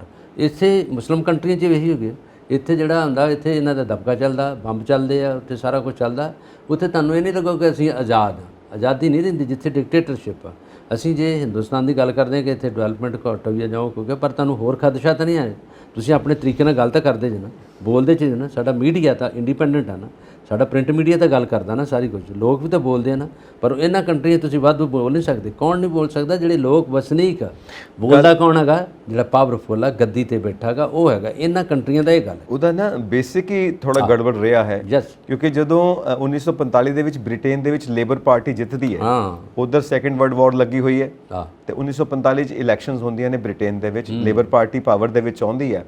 ਚਰਚਿਲ ਸਾਹਿਬ ਭੇਜਦੇ ਨੇ ਇੱਥੇ ਕੈਬਨਿਟ ਕਮਿਸ਼ਨ ਨੂੰ, ਔਰ ਉਹ ਆ ਕੇ ਜਦੋਂ ਪੂਰੀ ਇਖਤਿਆਰ ਦਿੰਦਾ ਕਿ ਇੱਕ ਤੇ ਭਾਰਤ ਨੂੰ ਆਜ਼ਾਦ ਕਰਨ ਦੀ ਬਜਾਏ ਉਹ ਡੋਮੇਨੀਅਨ ਸਟੇਟ ਦੇਣਾ ਚਾਹੁੰਦੇ ਸੀ, ਉਵੇਂ ਪਾਕਿਸਤਾਨ ਨੂੰ, ਕਿ ਤੁਸੀਂ ਸਾਡਾ ਹੀ ਹਿੱਸਾ ਰਹੋਗੇ, ਪੂਰਨ ਆਜ਼ਾਦੀ ਨਹੀਂ ਦਿੱਤੀ ਜਾਏਗੀ। ਪਰ ਉਸ ਵਕਤ ਮੁਸਲਿਮ ਲੀਗ ਤੇ ਕਾਂਗਰਸ ਦੋ ਵੱਖ-ਵੱਖ ਧੜੇ ਬਣ ਗਏ, ਜਿਹੜੇ ਪਹਿਲਾਂ ਇਕੱਠੇ ਹੋ ਕੇ ਚੱਲਦੇ ਸੀ। ਮੁਸਲਿਮ ਲੀਗ ਤੇ ਕਾਂਗਰਸ ਜਦੋਂ ਅਲੱਗ ਹੁੰਦੇ ਆ, ਤੇ ਉਸ ਵੇਲੇ ਇੱਕ ਜਿਹੜਾ ਸੰਵਿਧਾਨ ਦਾ ਸਾਰਾ ਖਾਕਾ ਤਿਆਰ ਹੋਣਾ, ਉਹ ਆਧਾਰ ਵੱਖ-ਵੱਖ ਹੋ ਜਾਂਦਾ, ਕਿਉਂਕਿ ਪਾਕਿਸਤਾਨ ਨੂੰ ਅਲੱਗ ਸੰਵਿਧਾਨ ਚਾਹੀਦਾ। ਬੀਇੰਗ ਅ ਮੁਸਲਿਮ ਕੰਟਰੀ, ਸ਼ਰੀਅਤ ਤੋਂ ਗਾਈਡੈਂਸ ਲੈਣੀ ਹੈ ਉਹਨਾਂ ਨੇ, ਸ਼ਰੀਅਤ ਦੇ ਮੁਤਾਬਿਕ ਹੀ ਸੰਵਿਧਾਨ ਬਣਾਉਣਾ ਹੈ। ਇੱਧਰ ਹਿੰਦੁਸਤਾਨ ਦੇ ਵਿੱਚ ਇੱਕ ਦੂਸਰੀ ਜਿਹੜੀ ਕਮੇਟੀ ਬਣਦੀ ਆ ਸੰਵਿਧਾਨ ਵਾਸਤੇ, ਉਹ ਵੱਖ ਤਰੀਕੇ ਨਾਲ ਚੱਲਦੀ। ਉਹਦੇ 'ਚ ਅਮਰੀਕਾ ਤੋਂ ਵੀ ਲਿੱਤਾ ਗਿਆ ਬਹੁਤ ਕੁਝ, ਠੀਕ ਆ। ਉਹਦੇ 'ਚ ਵੱਖ-ਵੱਖ ਦੇਸ਼ਾਂ ਦੇ ਜਿਹੜੇ ਸੰਵਿਧਾਨ ਨੇ, ਉੱਥੋਂ ਬਹੁਤ ਕੁਝ ਲੈ ਕੇ ਸਾਡੇ ਸੰਵਿਧਾਨ ਦੇ ਵਿੱਚ ਸ਼ਾਮਿਲ ਕੀਤਾ ਗਿਆ। ਇੱਥੇ ਨਾਲ ਦੀ ਨਾਲ ਨਿਰਮਾਣ ਹੋ ਜਾਂਦਾ। ਸੋ ਹਾਲਾਤ ਦੋਵੇਂ ਪਾਸੇ ਇੱਕੋ ਜਿਹੇ ਸੀ, ਪਰ ਉਹ ਮੁਸਲਿਮ ਲੀਗ ਅਲੱਗ ਦੇਸ਼ ਚਾਹੁੰਦੀ ਸੀ, ਕਾਂਗਰਸ ਇੱਧਰ ਅਲੱਗ ਸੀ। ਉਹ ਉੱਥੋਂ ਸੰਵਿਧਾਨ ਨਾ ਹੋਣ ਕਰਕੇ ਸਟਿਲ ਉਹੀ ਪ੍ਰੋਬਲਮ ਫੇਸ ਕੀਤੀ ਜਾ ਰਹੀ ਹੈ ਕਿ ਉੱਥੇ ਆਰਮੀ ਦਾ ਦਬਦਬਾ ਰਹਿੰਦਾ ਹੈ, ਔਰ ਇਸ ਤਰ੍ਹਾਂ ਘਟਨਾਵਾਂ ਹੁੰਦੀਆਂ ਨੇ, ਔਰ ਇੰਟਰਨੈਸ਼ਨਲ ਰਿਲੇਸ਼ਨ ਸਾਡੇ ਖਰਾਬ ਹੁੰਦੇ ਨੇ ਪਾਕਿਸਤਾਨ ਦੇ ਨਾਲ ਬਿਕੋਜ਼ ਆਫ ਪਾਕਿਸਤਾਨ ਆਰਮੀ। ਅਸਲ 'ਚ ਉਹਨਾਂ ਦੇ ਆਪਣੇ ਮਹਾਤਮਾ ਗਾਂਧੀ ਸੀ, ਉੱਧਰ ਕਾਇਦੇ ਆਜ਼ਮ ਜਿਨ੍ਹਾਂ ਕਾਇਦੇ-ਏ-ਆਜ਼ਮ ਸੀਗੇ ਮੁਹੰਮਦ ਅਲੀ ਜਿੰਨਾ, ਔਰ ਇੱਧਰ ਲਾਰਡ ਮਾਊਂਟ ਬੈਂਟਨ ਔਰ ਇਹ ਡਲਹੌਜੀ। ਇਹ ਜਿਹੜੇ ਸੀਗੇ ਇਹਨਾਂ ਦੀ ਜਿਹੜੀ ਮੀਟਿੰਗ ਹੁੰਦੀ ਸੀ, ਉਹਦੇ 'ਚ ਇਹ ਸੀਗਾ ਐਕਚੁਅਲੀ ਉਹਨਾਂ ਨੇ ਇਹਨਾਂ ਨੂੰ ਪ੍ਰਵੋਕ ਕੀਤਾ ਕਿ ਤੁਸੀਂ ਡਿਮਾਂਡ ਕਰੋ ਆਪਣੇ ਕੰਟਰੀ ਦੀ, ਔਰ ਤੁਸੀਂ ਰਿਲੀਜਨ 'ਤੇ ਕਿਉਂ ਨਹੀਂ ਲੈਂਦੇ। ਉਹਨਾਂ ਨੇ ਹਿੰਦੁਸਤਾਨ, ਹਿੰਦੂਆਂ ਦੇ ਆਪਣਾ ਇੱਕ ਬਣਾ ਲਿਆ ਭਾਰਤ, ਤੇ ਤੁਸੀਂ ਆਪਣਾ ਮੁਸਲਮਾਨਾਂ ਦਾ ਕਿਉਂ ਨਹੀਂ ਲੈਂਦੇ। ਔਰ ਇਹਨਾਂ ਨੂੰ ਇਸ ਤਰ੍ਹਾਂ ਦਫਾੜ ਕੀਤਾ ਔਰ ਉਹਦੇ 'ਚ ਸਿਆਸਤ ਆ ਗਈ ਔਰ ਸਿਆਸਤ ਜਿਹੜੀ ਆ ਅਨਡਿਵਾਈਡਡ ਪੰਜਾਬ ਔਰ 2 ਪੰਜਾਬ ਬਣ ਗਏ ਔਰ ਕਿੰਨੇ ਲੋਕ ਮਾਰੇ ਗਏ। ਧਰਮ ਨਾਲ ਜਿਹੜੇ ਲੋਕ ਉਹ ਧਰਮ ਦੀ ਲੜਾਈ ਨਹੀਂ ਲੜੀ ਕੌਣ ਹੈ, ਸਿਆਸਤ ਦੋਨਾਂ ਪਾਸਿਆਂ ਤੋਂ। ਉਹਨਾਂ ਨੂੰ ਪਤਾ ਵੀ ਇਹਨਾਂ ਨੂੰ ਜੇ ਰਾਜ ਕਰਨਾ ਤਾਂ ਇਹਨਾਂ ਨੂੰ ਪਾੜ ਦਿਓ, ਡਿਵਾਈਡ ਕਰ ਦਿਓ ਇਹਨਾਂ ਨੂੰ। ਔਰ ਉਹਨਾਂ ਨੇ ਡਿਵਾਈਡ ਕਰ ਦਿੱਤਾ। ਅਜੇ ਤੱਕ ਦੇਖੋ ਨਹੀਂ ਬੈਠੇ ਚੈਨ ਦੀ ਨੀਂਦੇ, ਕਦੀ ਸੁੱਤੇ ਹੈ ਔਰ ਰੋਜ਼ ਮਾਰ ਧਾੜ ਹੁੰਦੀ ਹੈ। ਉਹਨਾਂ ਦੀ ਪਤਾ ਦਿਮਾਗ ਉਹਨਾਂ ਦਾ ਚੱਲਿਆ, ਮਰਦੇ ਕੌਣ ਇਹ ਆ। ਇਹਨਾਂ ਨੂੰ ਆਪੋ 'ਚ ਡਾਂਗ ਸੋਟਾ ਕਰਾਉਣ ਲਈ, ਆਪੋ 'ਚ ਹਥਿਆਰ ਦੇਣ ਲਈ। ਹਥਿਆਰ ਵੀ ਉੱਥੋਂ ਦੇ ਆ। ਅਮਰੀਕਾ ਕੋ ਆਪਣੇ ਨਹੀਂ ਹਥਿਆਰ, ਅਮਰੀਕਾ ਦੇ ਹਥਿਆਰ ਇੱਥੇ ਹੁੰਦੇ, ਪਾਕਿਸਤਾਨ ਕੋ ਆਪਣੇ ਨਹੀਂ। ਪਾਕਿਸਤਾਨ 'ਚ ਤਾਂ ਈਵਨ ਸੂਈ ਤੱਕ ਬਣਾਉਣਾ ਜੇ ਉਹਨਾਂ ਨਹੀਂ ਹੈਗਾ। ਇੰਨਾ ਹੀ ਗਰੀਬੀ ਔਰ ਇੰਨਾ ਕੁਛ ਹੈਗਾ, ਡਿਵੈਲਪਮੈਂਟ ਬਹੁਤ ਹੀ ਨਹੀਂ ਹੈਗੀ ਇੱਥੇ। ਹਿੰਦੁਸਤਾਨ ਤਾਂ ਜੇ ਬੜਾ ਕੁਛ ਬਣਾ ਗਿਆ, ਬਹੁਤ ਕੁਛ ਹੈਗਾ। ਹਾਲਾਂਕਿ ਬੜੇ ਨਿਪੁੰਨ ਆ, ਬੜੇ ਹਰ ਮਿਊਜ਼ਿਕ 'ਚ ਵੀ ਹੈਗੇ ਆ ਔਰ ਹੈਂਡੀਕ੍ਰਾਫਟ ਕਲੀਨ ਬਹੁਤ ਵਧੀਆ ਬਣਦੇ ਨੇ ਉੱਥੇ, ਬਹੁਤ ਅੱਛਾ। ਔਰ ਹੱਥ ਦੇ ਬੜੇ ਕਾਰੀਗਰ ਆ, ਹੱਥ ਨਾਲ ਬਣਾਉਣ ਵਾਲੇ, ਬੜਾ ਕੁਛ ਹੈਗਾ। ਪਰ ਉਹਨਾਂ ਕੋਲ ਇਹ ਗੱਲ ਹੋ ਗਈ ਕਿ ਇਹ ਜਿਹੜਾ ਵਿਤਕਰਾ ਇਹਨੂੰ ਕਹਿੰਦੇ, ਉਹ ਵਿਤਕਰਾ ਪੈ ਗਿਆ, ਲੜਾਈ ਹੋ ਗਈ। ਜਦੋਂ ਇੱਕ ਵੱਸਦਾ ਰਸਦਾ ਘਰ ਤੁਸੀਂ ਉਜਾੜ ਦੋਗੇ ਫਿਰ ਉਹਨੂੰ ਆਪਣੇ ਪੈਰਾਂ 'ਚ ਆਉਣਾ ਔਖਾ ਲੱਗਦਾ। ਚਲੋ ਹੁਣ ਆਪਾਂ ਅੱਗੇ ਵਧਦੇ ਹਾਂ। ਤੁਸੀਂ ਇੱਕ ਲਾਰਡ ਡਲਹੌਜੀ ਦੀ ਗੱਲ ਕੀਤੀ ਸੀ, ਆਪਾਂ ਇੱਕ ਲਾਈਨ ਉਹਨਾਂ ਬਾਰੇ ਦੱਸ ਕੇ ਕਿ ਉਹਨਾਂ ਨੇ ਲੈਂਡ ਐਕੁਜੀਸ਼ਨ ਐਕਟ ਬਣਾਇਆ ਸੀ। ਔਰ ਲੈਂਡ ਐਕੁਜੀਸ਼ਨ ਐਕਟ ਦੇ ਇੰਨੇ ਜ਼ਿਆਦਾ ਪੰਗੇ ਨੇ ਜਿਹੜੇ ਸਟਿਲ ਭਾਰਤ ਭੁਗਤਦਾ ਪਿਆ। ਉਹਦੇ 'ਚ ਦਰੁਸਤੀ ਹੋਣ ਤੋਂ ਬਾਅਦ ਹੀ ਇਹ ਲੋਕਾਂ ਨੂੰ ਨਿਜਾਤ ਮਿਲਣੀ ਹੈ ਜ਼ਮੀਨੀ ਝਗੜਿਆਂ ਤੋਂ। ਸਰਦਾਰ ਪਟੇਲ ਨੇ ਵੈਸੇ ਇਹਨੂੰ ਥੋੜਾ ਜਿਹਾ ਕੀਤਾ ਸੀਗਾ, ਬਟ ਹਜੇ ਲੋਕ ਪੁਰਸ਼ ਨੂੰ ਕਹਿੰਦੇ ਸੀ, ਉਹਨਾਂ ਨੇ ਬਹੁਤ ਇਕੱਠਾ ਕੀਤਾ ਔਰ ਉਹ ਤੋਂ ਕਰਕੇ ਕਿਉਂਕਿ ਖਿਲ ਰਿਹਾ ਪਿਆ ਸੀ ਸਾਰਾ ਹਿੰਦੁਸਤਾਨ ਜੀ। ਤੇ ਹੁਣ ਆਪਾਂ ਅੱਗੇ ਵਧਦੇ ਹਾਂ। ਹਿੰਦੁਸਤਾਨ ਹੁਣ 15 ਅਗਸਤ ਨੂੰ ਆਪਣੀ ਆਜ਼ਾਦੀ ਦਿਵਸ ਮਨਾਏਗਾ। ਪੰਜਾਬ ਦੇ ਦਰਸ਼ਕ ਕਹਿਣਗੇ ਕਿ ਇਹ ਤਾਂ ਦੂਜੀ ਸਿਆਸਤ ਵੱਲ ਚਲੇ ਗਏ, ਸਾਡੇ ਮਸਲੇ ਹੋਰ ਆ। ਸਾਡੇ ਮਸਲੇ ਇਹੀ ਨੇ, ਪਿਛੋਕੜ ਵੱਲ ਚਲੇ ਜਾਂਦੇ। ਪਿਛੋਕੜ ਇਹ ਹੈ ਕਿ ਦੱਸਣਾ ਜ਼ਰੂਰੀ ਹੈ ਕਿ ਜਿਹੜੀ ਅੱਜ ਦੀ ਸਮੱਸਿਆ ਹੈ, ਜਿਵੇਂ ਉਹ ਕਹਿੰਦੇ ਨੇ ਨਾ ਕਿ ਲਮਹੋਂ ਨੇ ਖਤਾ ਕੀ ਸਦੀਆਂ ਨੇ ਸਜ਼ਾ ਪਾਈ, ਉਹ ਲਮਹਾਂ ਨੇ ਪਿਛਲੇ ਟਾਈਮ ਦੇ ਵਿੱਚ ਕੁਝ ਸੈਕਿੰਡਸ ਜਿਹੜੇ ਲਮਹੇ ਸੀ ਉਹਨਾਂ ਨੇ ਗਲਤੀਆਂ ਕੀਤੀਆਂ ਔਰ 75 ਸਾਲ ਹੋ ਗਏ ਆਜ਼ਾਦੀ ਨੂੰ, ਸਟਿਲ ਆਪਾਂ ਉਹੀ ਭੁਗਤਦੇ ਪਏ। ਉੱਥੇ ਹੀ ਖੜੀ ਹੈ ਸਿਆਸਤ ਹਜੇ ਵੀ। ਸੋ ਪੰਜਾਬ ਸਰਕਾਰ ਵੱਲੋਂ ਰੇਤਾ ਖਣਨ ਨੀਤੀ 'ਚ ਸੋਧ ਨੂੰ ਪ੍ਰਵਾਨਗੀ ਹਰੀ ਝੰਡੀ ਦਿੰਦੇ ਆ, ਹਰੀ ਝੰਡੀ ਦੇਤੀ ਇਹਨਾਂ ਨੇ। ਵੈਸੇ ਕਿਹਾ ਭਗਵੰਤ ਮਾਨ ਦੇ ਸ਼ਬਦ ਆ, ਉਹਨਾਂ ਦਾ ਬਿਆਨ ਆ ਕਿ ਇਹਦੇ ਵਿੱਚ ਜਿਹੜਾ ਰੇਤਾ ਖਣਨ ਆ ਉਹਦੇ ਵਿੱਚ ਅਸੀਂ ਜਿਹੜਾ 9 ਰੁਪਏ ਪਰ ਸਕੁਅਰ ਫੁੱਟ ਘਣਤਾ ਜਿਹੜੀ ਉਸ ਹਿਸਾਬ ਨਾਲ ਵੇਚਾਂਗੇ ਤੇ 20 ਰੁਪਏ ਜਿਹੜੀ ਹੈਗਾ ਬਜਰੀ ਉਹਨੂੰ ਵੇਚਾਂਗੇ। ਪਰ ਦੇਖ ਲਓ ਇਹ ਖਣਨ ਦਾ ਮਾਮਲਾ ਹੈਗਾ, ਕ੍ਰੈਸ਼ਰ ਵੀ ਲੱਗਣਗੇ, ਮਸ਼ੀਨਾਂ ਲਾ ਦੇਣੀਆਂ। ਜਿਹੜੀ ਬਜਰੀ ਆ ਨਾ ਇਹ ਪੱਥਰਾਂ ਨੂੰ ਤੋੜ ਕੇ ਉਹ ਤੋੜਦੀ ਆ, ਫਿਰ ਬਜਰੀ ਬਣਦੀ ਹੈ, ਬਰੀਕ ਬਜਰੀ, ਮੋਟੀ ਬਜਰੀ, ਸਾਰਾ ਬਣਦੀ ਹੈ, ਜਿਸ 'ਚ ਸੜਕਾਂ ਬਣਦੀਆਂ, ਘਰ ਬਣਦੇ ਆ, ਹੈ ਨਾ, ਫਰਸ਼ਾਂ ਬਣਦੀਆਂ। ਔਰ ਇਹਦੀ ਬੜੀ ਜ਼ਰੂਰਤ ਹੁੰਦੀ ਆ, ਖਾਸ ਤੌਰ 'ਤੇ ਪਠਾਨਕੋਟ ਤੇ ਹਿਮਾਚਲ ਤੇ ਉੱਥੋਂ ਆਉਂਦਾ। ਪਰ ਇਹ ਹੁਣ ਮਸਲਾ ਜਿਹੜਾ ਹੈਗਾ, ਅੱਜ ਤੁਸੀਂ ਰੇਤਾ ਲੈਣ ਜਾਓ ਨਾ, ਤੁਹਾਨੂੰ ਰੇਤਾ ਫਿਰ ਪੁਰਾਣੇ ਰੇਟ 'ਤੇ ਮਿਲਣੀ, ਜੋ ਰੇਤਾ ਦਾ ਪਹਿਲੋਂ ਸੀਗਾ, ਜਿਹਦੇ ਵਿੱਚ 1800 ਦੀ ਟਰਾਲੀ ਜਾਂ 1500 ਦੀ ਟਰਾਲੀ ਦੇ ਨਾਲ ਉਹ ਉਹਨੇ ਫੁੱਟ ਨਾਲ ਦਿੰਦੇ। ਇਹੀ ਚੰਨੀ ਸਰਕਾਰ ਨੇ ਵੀ ਇਹੀ ਕੀਤਾ ਸੀ ਉਦੋਂ। ਫਿਰ ਰੇਤਾ ਸਸਤੀ ਹੋ ਗਈ, ਸਾਰਾ ਕੁਝ, ਪਰ ਕਿਸੇ ਦੇ ਕੰਨ ਤੋਂ ਜੂਰ ਨਹੀਂ ਸਰਕੀ, ਸਾਰਿਆਂ ਨੇ ਰੇਟ ਉਹੀ ਲਏ। ਹੁਣ ਕੌਣ ਉਹ ਵਿਚਾਰੇ ਲੋਕਾਂ ਨੇ ਉਸੇ ਰੇਟ 'ਤੇ ਦੇਣਾ, GST ਟੈਕਸ ਵੀ ਉੱਦਾਂ ਹੀ ਦੇ ਰਹੇ ਵਿਚਾਰੇ, ਸਾਰਿਆਂ ਚੀਜ਼ਾਂ ਦਾ ਉਹੀ। ਨਹੀਂ, ਆਪਾਂ ਕੀ ਸਮਝੀਏ ਕਿ ਜਦੋਂ ਤੱਕ ਮਾਫੀਆ ਕੰਮ ਕਰਦਾ ਸੀ ਉਦੋਂ ਤੱਕ ਰੇਟ ਘੱਟ ਸੀਗੇ। ਆਹੋ, ਮਾਫੀਆ ਵੀ ਕਰਦਾ ਰਿਹਾ, ਖਣਨ ਕਰਦਾ ਰਿਹਾ, ਤਾਂ ਅਜੇ ਮਾਫੀਆ ਕਿਹੜਾ ਘੱਟ ਗਿਆ? ਮਾਫੀਆ ਤਾਂ ਜਿਉਂ ਦਾ ਤਿਉਂ ਹੀ ਆ, ਉਹ ਤਾਂ ਉੱਥੇ ਦਾ ਉੱਥੇ ਹੀ ਹੈ। ਸਿਰਫ ਜੇ ਮਾਫੀਆ ਘਟਦਾ ਵਾ ਤੇ ਸਾਡੇ ਡਾਇਰੈਕਟਰ ਜਨਰਲ ਪੁਲਿਸ ਉਹ ਕਹਿੰਦੇ ਨੇ ਕਿ ਅਸੀਂ ਨੱਥ ਪਾ ਰਹੇ ਹਾਂ, ਸਾਡੇ ADGP ਉਹ ਕਹਿ ਰਹੇ ਆ, ਜਦੋਂ ਇਹਨਾਂ ਦੀ ਮੀਟਿੰਗ ਹੁੰਦੀ ਆ, ਪਰ ਉਹ ਗ੍ਰਨੇਡ ਤਾਂ ਵਿੱਚੇ ਸੁੱਟ ਜਾਂਦੇ ਆ ਕੇ। ਉਹ ਤਾਂ ਉੱਥੇ ਵੇਖ ਲਓ, ਉੱਥੇ ਉਹਨਾਂ ਦੀ ਇੰਟੈਲੀਜੈਂਸ ਆਫਿਸ ਦੇ ਉੱਤੇ ਸੁੱਟ ਜਾਂਦੇ ਨੇ, ਆਫਿਸ ਦੇ ਵਿੱਚ ਸੁੱਟ ਦਿੱਤਾ ਉਹਨਾਂ ਨੇ। ਸੋ ਇੱਕ ਵਾਰੀ ਤੁਹਾਨੂੰ ਯਾਦ ਹੋਣਾ ਕਿ ਆਪਾਂ ਗੱਲਬਾਤ ਕੀਤੀ ਸੀ ਇਸੇ ਪਲੇਟਫਾਰਮ ਤੋਂ ਕਿ ਅਮਰੀਕਾ ਦੇ ਵਿੱਚ ਵੀ ਰੇਤ ਮਹਿੰਗੀ ਹੋ ਗਈ। ਜੀ ਔਰ ਉੱਥੇ ਵੀ ਜਿਹੜੇ ਘਰ ਬਣਾ ਰਹੇ ਨੇ ਉਹਨਾਂ ਨੂੰ ਇਹ ਦਿੱਕਤ ਦਾ ਸਾਹਮਣਾ ਕਰਨਾ ਪੈ ਰਿਹਾ ਹੈ। ਕਈ ਵਾਰੀ ਵਾਦੀਆਂ ਜਿਹੜੀਆਂ ਆਦਤਾਂ ਨਾ, ਇਹ ਸਾਰੀਆਂ ਹਿੰਦੁਸਤਾਨ 'ਚ ਵੀ ਚੱਲ ਜਾਂਦੀਆਂ, ਬਾਹਰਲੇ ਦੇਸ਼ਾਂ 'ਚ ਉੱਦਾਂ ਦੀਆਂ ਗੱਲਾਂ ਸਾਰੀਆਂ ਉੱਥੇ ਵਾਪਰ ਜਾਂਦੀਆਂ। ਦੇਖੋ ਰੇਤਾ ਤਾਂ ਇੱਥੇ ਜੇ ਖਨਨ ਆ, ਇੱਥੇ ਘਾਟ ਆ, ਤੇ ਅਮਰੀਕਾ 'ਚ ਵੀ ਹੈਗਾ। ਅਮਰੀਕਾ 'ਚ ਜੇ ਗਨ ਕਲਚਰ ਆ, ਗੋਲੀ ਚੱਲਦੀ ਹੈ, ਇੱਥੇ ਆਂਦੇ ਜੀ ਸਾਡਾ ਸਾਰਾ ਕੁਝ ਵਿਗੜ ਗਿਆ, ਇੱਥੇ ਕਾਨੂੰਨ ਵਿਵਸਥਾ ਵਿਗੜ ਰਹੀ ਆ। ਉਹ ਅਮਰੀਕਾ 'ਚ ਵੀ ਹੈਗੀ, ਇੱਥੇ ਵੀ ਹੈਗੀ ਹੈ। ਕਈ ਚੀਜ਼ਾਂ ਜਿਹੜੀਆਂ ਤੁਹਾਨੂੰ ਪੈਰਲਲ ਤੇ ਬਿਲਕੁਲ ਸਿਮਿਲਰ ਮਿਲਣਗੀਆਂ। ਦੇਖੋ ਗੱਲ ਇਹ ਹੈ ਕਿ ਜੋ ਵੀ ਨੀਤੀ ਬਣੇ, ਭਾਵੇਂ ਰੇਤਾ ਖਣਨ ਦੀ ਨੀਤੀ ਬਣੇ, ਜੋ ਵੀ ਨੀਤੀ ਬਣੇ, ਪਬਲਿਕ ਦੀ ਭਲਾਈ ਵਾਸਤੇ ਬਣੇ। ਔਰ ਜਿਹੜਾ ਇਹ ਸਾਰਾ ਮਾਫੀਆ ਹੈ ਇਹਨੂੰ ਕੰਟਰੋਲ ਕਰਨ ਵਾਸਤੇ ਬਣੇ ਚਾਹੀਦਾ। ਤੇ ਜੋ ਸਰਕਾਰ ਹੈ ਉਹ ਲੋਕਾਂ ਨੂੰ ਸਹੂਲਤ ਦੇਵੇ ਵੱਧ ਤੋਂ ਵੱਧ, ਤਾਂ ਕਿ ਜਾਨ ਸੌਖੀ ਹੋਵੇ, ਸਾਹ ਸੌਖਾ ਹੋਵੇ ਪਬਲਿਕ ਦਾ। ਜਿਹੜੇ ਘਰ ਬਣਾਉਣਾ ਚਾਹੁੰਦੇ ਨੇ, ਜਿਨ੍ਹਾਂ ਨੂੰ ਰੇਤੇ ਦੀ ਲੋੜ ਹੈ, ਚਾਹੀਦੀ ਹੈ ਨਿੱਕੀ ਛੱਤ, ਜਿਹੜੀ ਵੱਡੀ ਛੱਤ ਚਾਹੀਦੀ, ਹਰ ਬੰਦੇ ਨੂੰ ਚਾਹੀਦੀ ਰਹਿਣ। ਬਿਲਕੁਲ, ਹਾਂ, ਉਹਨਾਂ ਦੇ ਭਲੇ ਵਾਸਤੇ ਜਿੰਨਾ ਕਰ ਸਕਣ। ਸੋ ਆਪਾਂ ਅੱਗੇ ਵਧਦੇ ਹਾਂ। ਜ਼ਰੂਰ। ਸ਼ਹੀਦ ਸੁਖਦੇਵ ਦੇ ਵਾਰਸਾਂ ਵੱਲੋਂ ਆਜ਼ਾਦੀ ਦਿਵਸ ਦਾ ਬਾਈਕਾਟ, ਜੋ ਭਗਤ ਸਿੰਘ ਜੀ ਦੇ ਸਾਥੀ ਨੇ ਰਾਜਗੁਰੂ ਸੁਖਦੇਵ, ਤਾਂ ਸੁਖਦੇਵ ਜਿਹੜੇ ਨੇ ਉਹਨਾਂ ਦੇ ਪਰਿਵਾਰ ਵੱਲੋਂ ਸ਼ਹੀਦੀ ਦਿਵਸ ਦਾ ਬਾਈਕਾਟ ਕੀਤਾ ਗਿਆ। ਕਿਉਂਕਿ ਅਸੀਂ ਸਾਰੇ ਜਾਣਦੇ ਹਾਂ ਕਿ ਆਜ਼ਾਦੀ ਤੋਂ ਬਾਅਦ ਜਿਨ੍ਹਾਂ ਲੋਕਾਂ ਦੇ ਕਰਕੇ ਆਜ਼ਾਦੀ ਆਈ, ਉਹਨਾਂ ਨੂੰ ਤਾਂ ਦਰਕਿਰਾਰ ਕਰ ਦਿੱਤਾ ਗਿਆ, ਕਿਤੇ ਉਹ ਵਾਪਸ ਖੁੰਝੇ 'ਚ ਭੇਜ ਦਿੱਤਾ ਗਿਆ। ਤੇ ਜਿਹੜੇ ਕਾਬਜ਼ ਹੋ ਗਏ ਸੀਟਾਂ ਦੇ ਉੱਤੇ, ਜਿਨ੍ਹਾਂ ਨੇ ਸ਼ਾਇਦ ਉਹਨਾਂ ਕੁਝ ਨਹੀਂ ਕੀਤਾ ਸੀ ਦੇਸ਼ ਦੀ ਆਜ਼ਾਦੀ ਵਾਸਤੇ, ਜਿੰਨਾ ਉਹਨਾਂ ਨੇ ਸ਼ਹੀਦਾਂ ਦੇ ਪਰਿਵਾਰਾਂ ਨੇ ਕੀਤਾ, ਉਹਨਾਂ ਨੇ ਜਾਨਾਂ ਵਾਰੀਆਂ, ਇਹਨਾਂ ਨੇ ਸ਼ਾਇਦ ਉਹ ਸਭ ਨਹੀਂ ਕੀਤਾ, ਪਰ ਫਿਰ ਵੀ ਇਹ ਕੁਰਸੀਆਂ ਤੇ ਕਾਬਜ਼ ਹੋਏ ਔਰ ਅੱਜ ਤੱਕ ਪਾਵਰ 'ਚ ਬਣੇ ਹੋਏ ਨੇ। ਇਹ ਚਲਾਕ ਲੋਕ ਨੇ, ਇਹਨਾਂ ਨੂੰ ਚਲਾਕੀ ਨਾਲ ਸਿਆਸਤ ਖੇਡਣੀ ਆਉਂਦੀ ਹੈ ਔਰ ਸ਼ਹੀਦਾਂ ਦੇ ਵਾਰਿਸ ਇਹ ਗੱਲ ਸਮਝਦੇ ਨੇ। ਉਹਨਾਂ ਦੇ ਦਿਲ ਦੇ ਵਿੱਚ ਇਹ ਗੱਲ ਹੈ ਕਿ ਸਾਡੀ ਕੀ ਕਦਰ ਪਈ, ਸਾਡਾ ਕੀ ਮੁੱਲ ਪਿਆ। ਹਾਲਾਂਕਿ ਉਹਨਾਂ ਦੇ ਮਨ 'ਚ ਇਹ ਗੱਲ ਹੈ, ਅਸੀਂ ਦੇਸ਼ ਵਾਸਤੇ ਜਾਨ ਦਿੱਤੀ, ਬਿਲਕੁਲ ਠੀਕ ਕੀਤਾ, ਪਰ ਸਾਡਾ ਦੇਸ਼ ਸਾਡੇ ਲਈ ਕੀ ਕਰ ਰਿਹਾ ਸਾਨੂੰ ਉਸ ਗੱਲ ਵੱਲ ਕੋਈ ਧਿਆਨ ਨਹੀਂ ਹੈ। ਇਹ ਨਾ ਪੁੱਛੋ ਕਿ ਦੇਸ਼ ਨੇ ਤੁਹਾਡੇ ਲਈ ਕੀ ਕੀਤਾ, ਇਹ ਪੁੱਛੋ ਕਿ ਤੁਸੀਂ ਦੇਸ਼ ਲਈ ਕੀ ਕਰ ਰਹੇ ਹੋ। ਉਹਨਾਂ ਦੀ ਇਹੀ ਸੋਚ ਹੈ। ਫਿਰ ਵੀ ਕਿਸੇ ਨਾ ਕਿਸੇ ਗੱਲ ਕਰਕੇ ਦਿਲ ਨੂੰ ਚੋਟ ਜ਼ਰੂਰ ਲੱਗਦੀ ਹੈ। ਇਹ ਗੱਲ ਹੈ ਕਿ ਆਜ਼ਾਦੀ ਨੂੰ ਪ੍ਰਾਪਤ ਕਰ ਲਈ ਜਿਹੜੇ ਹਿੰਦੁਸਤਾਨ ਦੇ ਚੰਨ ਮਨਾਰੇ, ਉਹ ਤਾਂ ਸਾਡੇ ਸ਼ਹੀਦ ਹੈ, ਸਾਡੇ ਆਦਰਸ਼ ਆ, ਔਰ ਇਹਨਾਂ ਦੇ ਸਮਾਰਕ ਜਾਂ ਜਿਹੜੇ ਮੋਨੂਮੈਂਟਸ ਆ ਉਹ ਤਾਂ ਬਣਾਉਣੇ ਜ਼ਰੂਰੀ ਆ, ਪਰ ਉਹਨਾਂ ਦੇ ਸਮਾਰਕ ਤਾਂ ਉਹ ਆ ਜਿੱਥੇ ਉਹਨਾਂ ਦੀ ਪੈਦਾਇਸ਼ ਹੋਈ ਹੈ, ਜਿੱਥੇ ਉਹਨਾਂ ਦਾ ਘਰ ਆ, ਜਿੱਥੇ ਬਾਗ ਪਰਿਵਾਰ ਆ, ਜਿੱਥੇ ਉਹਨਾਂ ਦਾ ਵੰਸ਼ ਆ, ਉਹ ਵਿਰਾਸਤ ਉਹਨਾਂ ਦੀ। ਜੇ ਉਹਨਾਂ ਨੂੰ ਅੱਖੋਂ ਪਰੋਖੇ ਕੀਤਾ ਜਾਊਗਾ, ਸਰਕਾਰ ਉਹਨਾਂ ਵੱਲ ਧਿਆਨ ਨਹੀਂ ਦੇਊਗੀ, ਜੇ ਪੈਸਾ ਸੈਂਕਸ਼ਨ ਕਰਕੇ ਉਹਨਾਂ 'ਤੇ ਨਹੀਂ ਲਾਊਗੀ, ਇਹਨੂੰ ਵੱਡੀ ਮੂਰਖਤਾ, ਇਹਨੂੰ ਵੱਡੀ ਜਿਹੜੀ ਆ ਜਹਾਲਤ ਹੋਰ ਕਿਤੇ ਨਹੀਂ ਮਿਲ ਪਾਊਗੀ।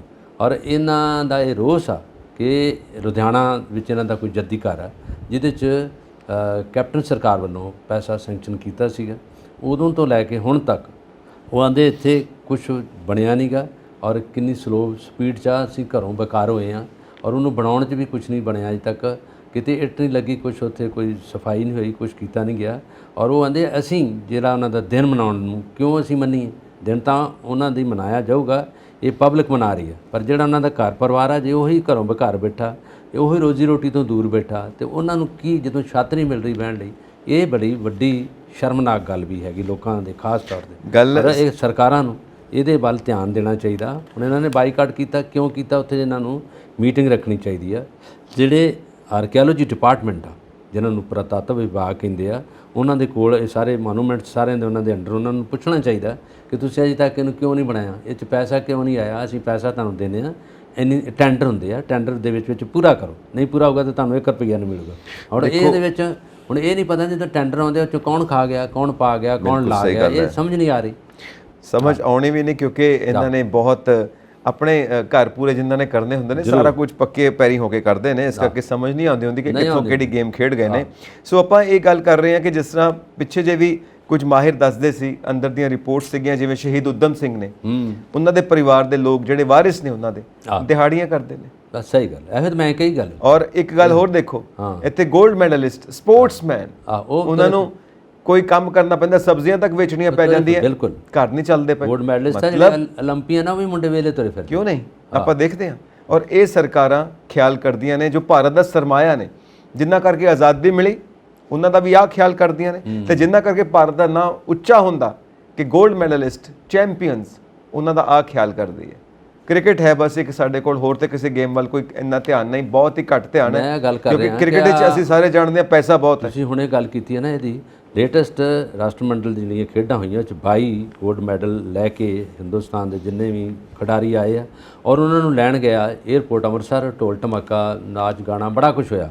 ਜਦੋਂ ਵੈਲਕਮ ਕੀਤਾ, ਤੁਹਾਡੀ ਗੱਲ ਸਹੀ ਆ, ਹੁਣ ਵੈਲਕਮ ਕਰਕੇ ਉਹਨਾਂ ਨੂੰ ਲੈਣ ਦਾ, ਉਦੋਂ ਬਾਅਦ ਇਹਨਾਂ ਦੀ ਕਿਸੇ ਨੇ ਬਾਤ ਨਹੀਂ ਪੁੱਛਣੀ ਵੀ ਇਹਨਾਂ ਨੂੰ ਕਿਸੇ ਪਾਸੇ ਨੌਕਰੀ 'ਤੇ ਲਾ ਦਈਏ, ਕਿਸੇ ਪਾਸੇ ਇਹਨਾਂ ਦਾ ਘਰ ਪਰਿਵਾਰ ਵਸਾ ਦਈਏ, ਉਹ ਨਹੀਂ ਵੇਖਣਾ। ਖੇਡ ਕੇ ਆਏ ਆ ਕਿੱਥੇ, ਇਹਨਾਂ ਨੇ ਪੂਰੇ ਵਰਲਡ 'ਚ ਆਸਟ੍ਰੇਲੀਆ ਪਹਿਲੇ ਨੰਬਰ 'ਤੇ ਆ ਗਿਆ, ਉਹਦੋਂ ਬਾਅਦ ਫਰਾਂਸ ਆ, ਫਿਰ ਅੱਗੇ ਜਾਪਾਨ ਆ, ਫਿਰ ਇਹ ਤੋਂ ਬਾਅਦ ਨਿਊਜ਼ੀਲੈਂਡ ਆ, ਔਰ ਵਿੱਚ ਥੋੜ੍ਹੇ ਜਿਹੇ ਵਕਫੇ ਦੇ ਵਿੱਚ ਹਿੰਦੁਸਤਾਨ ਦਾ ਨਾਮ ਵੀ ਆ, ਜਿਸ 'ਚ 22 ਇਹਨਾਂ ਨੇ 골ਡ ਮੈਡਲ ਜਿੱਤੇ ਆ, ਵਿੱਚ ਐਥਲੈਟਿਕਸ ਵੀ ਲਏ ਇਹਨਾਂ ਨੇ, ਵੇਟ ਲਿਫਟਿੰਗ 'ਚ ਲਏ ਆ, ਔਰ ਸਾਰਿਆਂ ਜਿਹੜੇ ਸਫੀਅਰ 'ਚ ਸਾਰੇ ਖੇਤਰਾਂ 'ਚ ਇਹਨਾਂ ਨੇ ਇਹ ਬੜਾ ਵੱਡਾ ਕੰਮ ਕਰਕੇ ਆਏ। ਪਰ ਉਹਦੇ ਪਿੱਛੇ ਪੰਜਾਬ ਗੌਰਮੈਂਟ ਦਾ ਕਿੰਨਾ ਕੁ ਵੱਡਾ ਹੱਥ ਹੈ ਕਿ ਇਹਨਾਂ ਦੇ ਪਰਿਵਾਰ ਨੂੰ ਸੰਭਾਲਣ ਲਈ ਤੇ ਇਹਨਾਂ ਨੂੰ ਨੌਕਰੀਆਂ ਦੇਣ ਲਈ, ਕਿਤੇ ਕੋਈ ਪੈਸਾ ਹੈ ਨਹੀਂ ਇਹਨਾਂ ਕੋਲ, ਫਿਰ ਉਦੋਂ ਖਜ਼ਾਨਾ ਖਤਮ ਹੋ ਜਾਂਦਾ। ਇਹ ਆ ਜੇ ਇਹਨਾਂ ਨੂੰ ਅਸੀਂ ਇੰਨਾ ਪ੍ਰਮੋਟ ਨਹੀਂ ਕਰਾਂਗੇ, ਜੇ ਇਹਨਾਂ ਦੇ ਪਿੱਛੇ ਨਹੀਂ ਲੱਗੂਗੀ ਗੌਰਮੈਂਟ, ਇਹਨਾਂ ਦੀ ਹੌਸਲਾ ਅਫਜ਼ਾਈ ਨਹੀਂ ਕੀਤੀ ਜਾਊਗੀ, ਤੇ ਫਿਰ ਉਹ ਇਕੱਲੀ ਕ੍ਰਿਕਟ ਰਹਿ ਜੂਗੀ, ਬਾਕੀ ਇਹ ਗਏ। ਕਿਉਂਕਿ ਸਾਰੀਆਂ ਗੇਮਸ ਇੰਪੋਰਟੈਂਟ ਨੇ, ਕ੍ਰਿਕਟ 'ਚ ਪੈਸਾ ਬਹੁਤ ਹੈ, ਸਪਾਂਸਰਸ਼ਿਪਸ ਮਿਲ ਜਾਂਦੀਆਂ ਨੇ, ਉਹ 'ਚ ਪ੍ਰਾਈਵੇਟ ਲੋਕ ਜਾਂ ਜਿਹੜੇ, ਔਰ ਅਸੀਂ ਕਈ ਵਾਰ ਇਹ ਵੀ ਦੇਖਦੇ ਹਾਂ ਸੱਟਾ ਵੀ ਚੱਲਦਾ ਹੈ, ਕਾਰਪੋਰੇਟ ਵੀ ਪੈਸਾ ਲਾ ਰਹੇ ਆ, ਉਹ 'ਚ ਬੜਾ ਕੁਝ ਪੈਸਾ ਆਉਂਦਾ, ਟੀਮਸ ਖਰੀਦੀਆਂ ਜਾਂਦੀਆਂ ਨੇ, ਵੇਚੀਆਂ ਜਾਂਦੀਆਂ ਨੇ, ਪਲੇਅਰਸ ਖਰੀਦੇ ਜਾਂਦੇ ਨੇ, ਵੇਚੇ ਜਾਂਦੇ ਨੇ, ਬੁੱਕੀਜ਼ ਬੈਠੇ ਹੋਏ ਨੇ, ਦੜਾ ਸੱਟਾ ਲੱਗਦਾ। ਉਹੀ ਮੈਂ ਕਹਿ ਰਿਹਾ, ਇਸ ਕਰਕੇ ਪੈਸਾ ਬਹੁਤ ਹੈ। ਉਹ ਗੇਮ ਕਿਸੇ ਹੋਰ ਪਾਸੇ ਪ੍ਰਮੋਸ਼ਨਸ ਲੈ ਰਹੀਆਂ ਨੇ, ਔਰ ਜਿਹੜੀਆਂ ਦੂਜੀਆਂ ਗੇਮਸ ਨੇ ਉਹਨਾਂ ਨੂੰ ਵੀ ਪ੍ਰਮੋਸ਼ਨ ਮਿਲਣੀ ਚਾਹੀਦੀ ਹੈ ਹਾਕੀ ਔਰ ਉਹਨਾਂ ਸਾਡੀ ਦੀ ਕਿੱਥੇ ਸਪੋਰਟਸ ਸੀ? ਨੂੰ ਵੀ ਹਾਕੀ ਕਿਤੇ ਦੀ ਕਿੱਥੇ ਆ ਗਈ ਹੁਣ ਦੇਖੋ। ਸੰਸਾਰਪੁਰ 'ਚ ਹਾਕੀ ਦਿੰਦੇ ਸੀ ਜੰਮਦੇ ਬੱਚੇ ਨੂੰ, ਉਹਨੂੰ ਗਿਫਟ ਦਿੰਦੇ ਸੀ ਔਰ 11 ਪਲੇਅਰ 8 ਮੁੰਡੇ ਉਸੇ ਇਕੱਲੇ ਪਿੰਡ 'ਚ ਹੁੰਦੇ ਸੀ। ਔਰ ਜਲੰਧਰ ਦਾ ਏਰੀਆ ਜਿਹੜਾ ਸਭ ਤੋਂ ਟੌਪ ਤੇ ਹੁੰਦਾ ਸੀ। ਔਰ ਓਲੰਪੀਅਨ ਕਿੰਨੇ ਹੋਏ ਆ, ਕਿੱਥੇ ਇਹਨਾਂ ਨੇ ਕਿੱਥੋਂ ਸੋਨੇ ਦੇ ਤਮਗੇ ਲੈ ਕੇ ਆਏ ਆ, ਜਿੱਥੇ ਧਿਆਨ ਚੰਦ ਵਰਗੇ ਖਿਡਾਰੀ ਔਰ ਸਰਜੀਤ ਸਿੰਘ ਵਰਗੇ। ਔਰ ਉਹ ਦੇਖੋ ਹੁਣ ਉਦੋਂ ਬਾਅਦ ਇਹ ਕਿੱਥੇ ਗਈ, ਇਹ ਖੇਡ ਕਿੱਥੇ ਗਈ ਹੁਣ। ਇਸ ਕਰਕੇ ਖਤਮ ਹੋ ਗਈ ਆ। ਇੱਕ ਤਾਂ ਇਹਨੂੰ ਓਲੰਪਿਕ 'ਚ ਤਾਂ ਖੇਡਦੇ ਆ ਜਾਂਦੇ ਆ ਜਾਂ ਉਹਦੇ 'ਚ ਸਾਰਾ ਕੁਝ ਹੁੰਦਾ, ਪਰ ਉਦੋਂ ਬਾਅਦ ਇਹਦੇ ਪਿੱਛੇ ਇਹਨੂੰ ਬਹੁਤੀ ਪੈਰਵਾਈ ਨਹੀਂ ਕਰਦੇ, ਇਹਨੂੰ ਫੰਡ ਨਹੀਂ ਮਿਲਦਾ, ਇਹਨੂੰ ਗਰਾਊਂਡ ਨਹੀਂ ਮਿਲਦੀ ਔਰ ਉਹ ਨਾ ਮੁੰਡੇ ਆਉਂਦੇ ਆ। ਔਰ ਅੱਜ ਵੀ ਅਜੇ ਹਿੰਦੁਸਤਾਨ ਤੋਂ ਪੰਜਾਬ ਅਜੇ ਡੋਮੀਨੇਟ ਕਰਦਾ। ਹਾਕੀ ਇੱਥੇ ਹੀ ਬਣਦੀ ਆ, ਹਾਕੀਆਂ ਸਾਰੇ ਦੇਸ਼ਾਂ ਨੂੰ ਇੱਥੋਂ ਡਿਸਟਰੀਬਿਊਟ ਹੁੰਦੀਆਂ ਔਰ ਇਹ ਸਪੋਰਟਸ ਦਾ ਸਮਾਨ ਇੱਥੋਂ ਬਣਦਾ। ਔਰ ਫਿਰ ਵੀ ਸਰਕਾਰ ਦਾ ਨਾ, ਹਿੰਦੁਸਤਾਨ ਗੌਰਮੈਂਟ ਦਾ ਨਾ ਪੰਜਾਬ ਗੌਰਮੈਂਟ ਦਾ ਕਦੀ ਧਿਆਨ ਨਹੀਂ ਗਿਆ ਕਿ ਘੱਟੋ ਘੱਟ ਜਿੱਥੇ ਚੀਜ਼ਾਂ ਬਣਦੀਆਂ ਇਹਨਾਂ ਨੂੰ ਪ੍ਰਮੋਟ ਕਰ ਦਿਓ। ਟਰੈਕ ਸੂਟ ਇੱਥੋਂ ਬਣਦੇ ਆ, ਸ਼ੂਜ਼ ਇੱਥੋਂ ਬਣਦੇ ਆ, ਸਾਰਾ ਸਪੋਰਟਸ ਦਾ ਸਮਾਨ ਬਣਦਾ।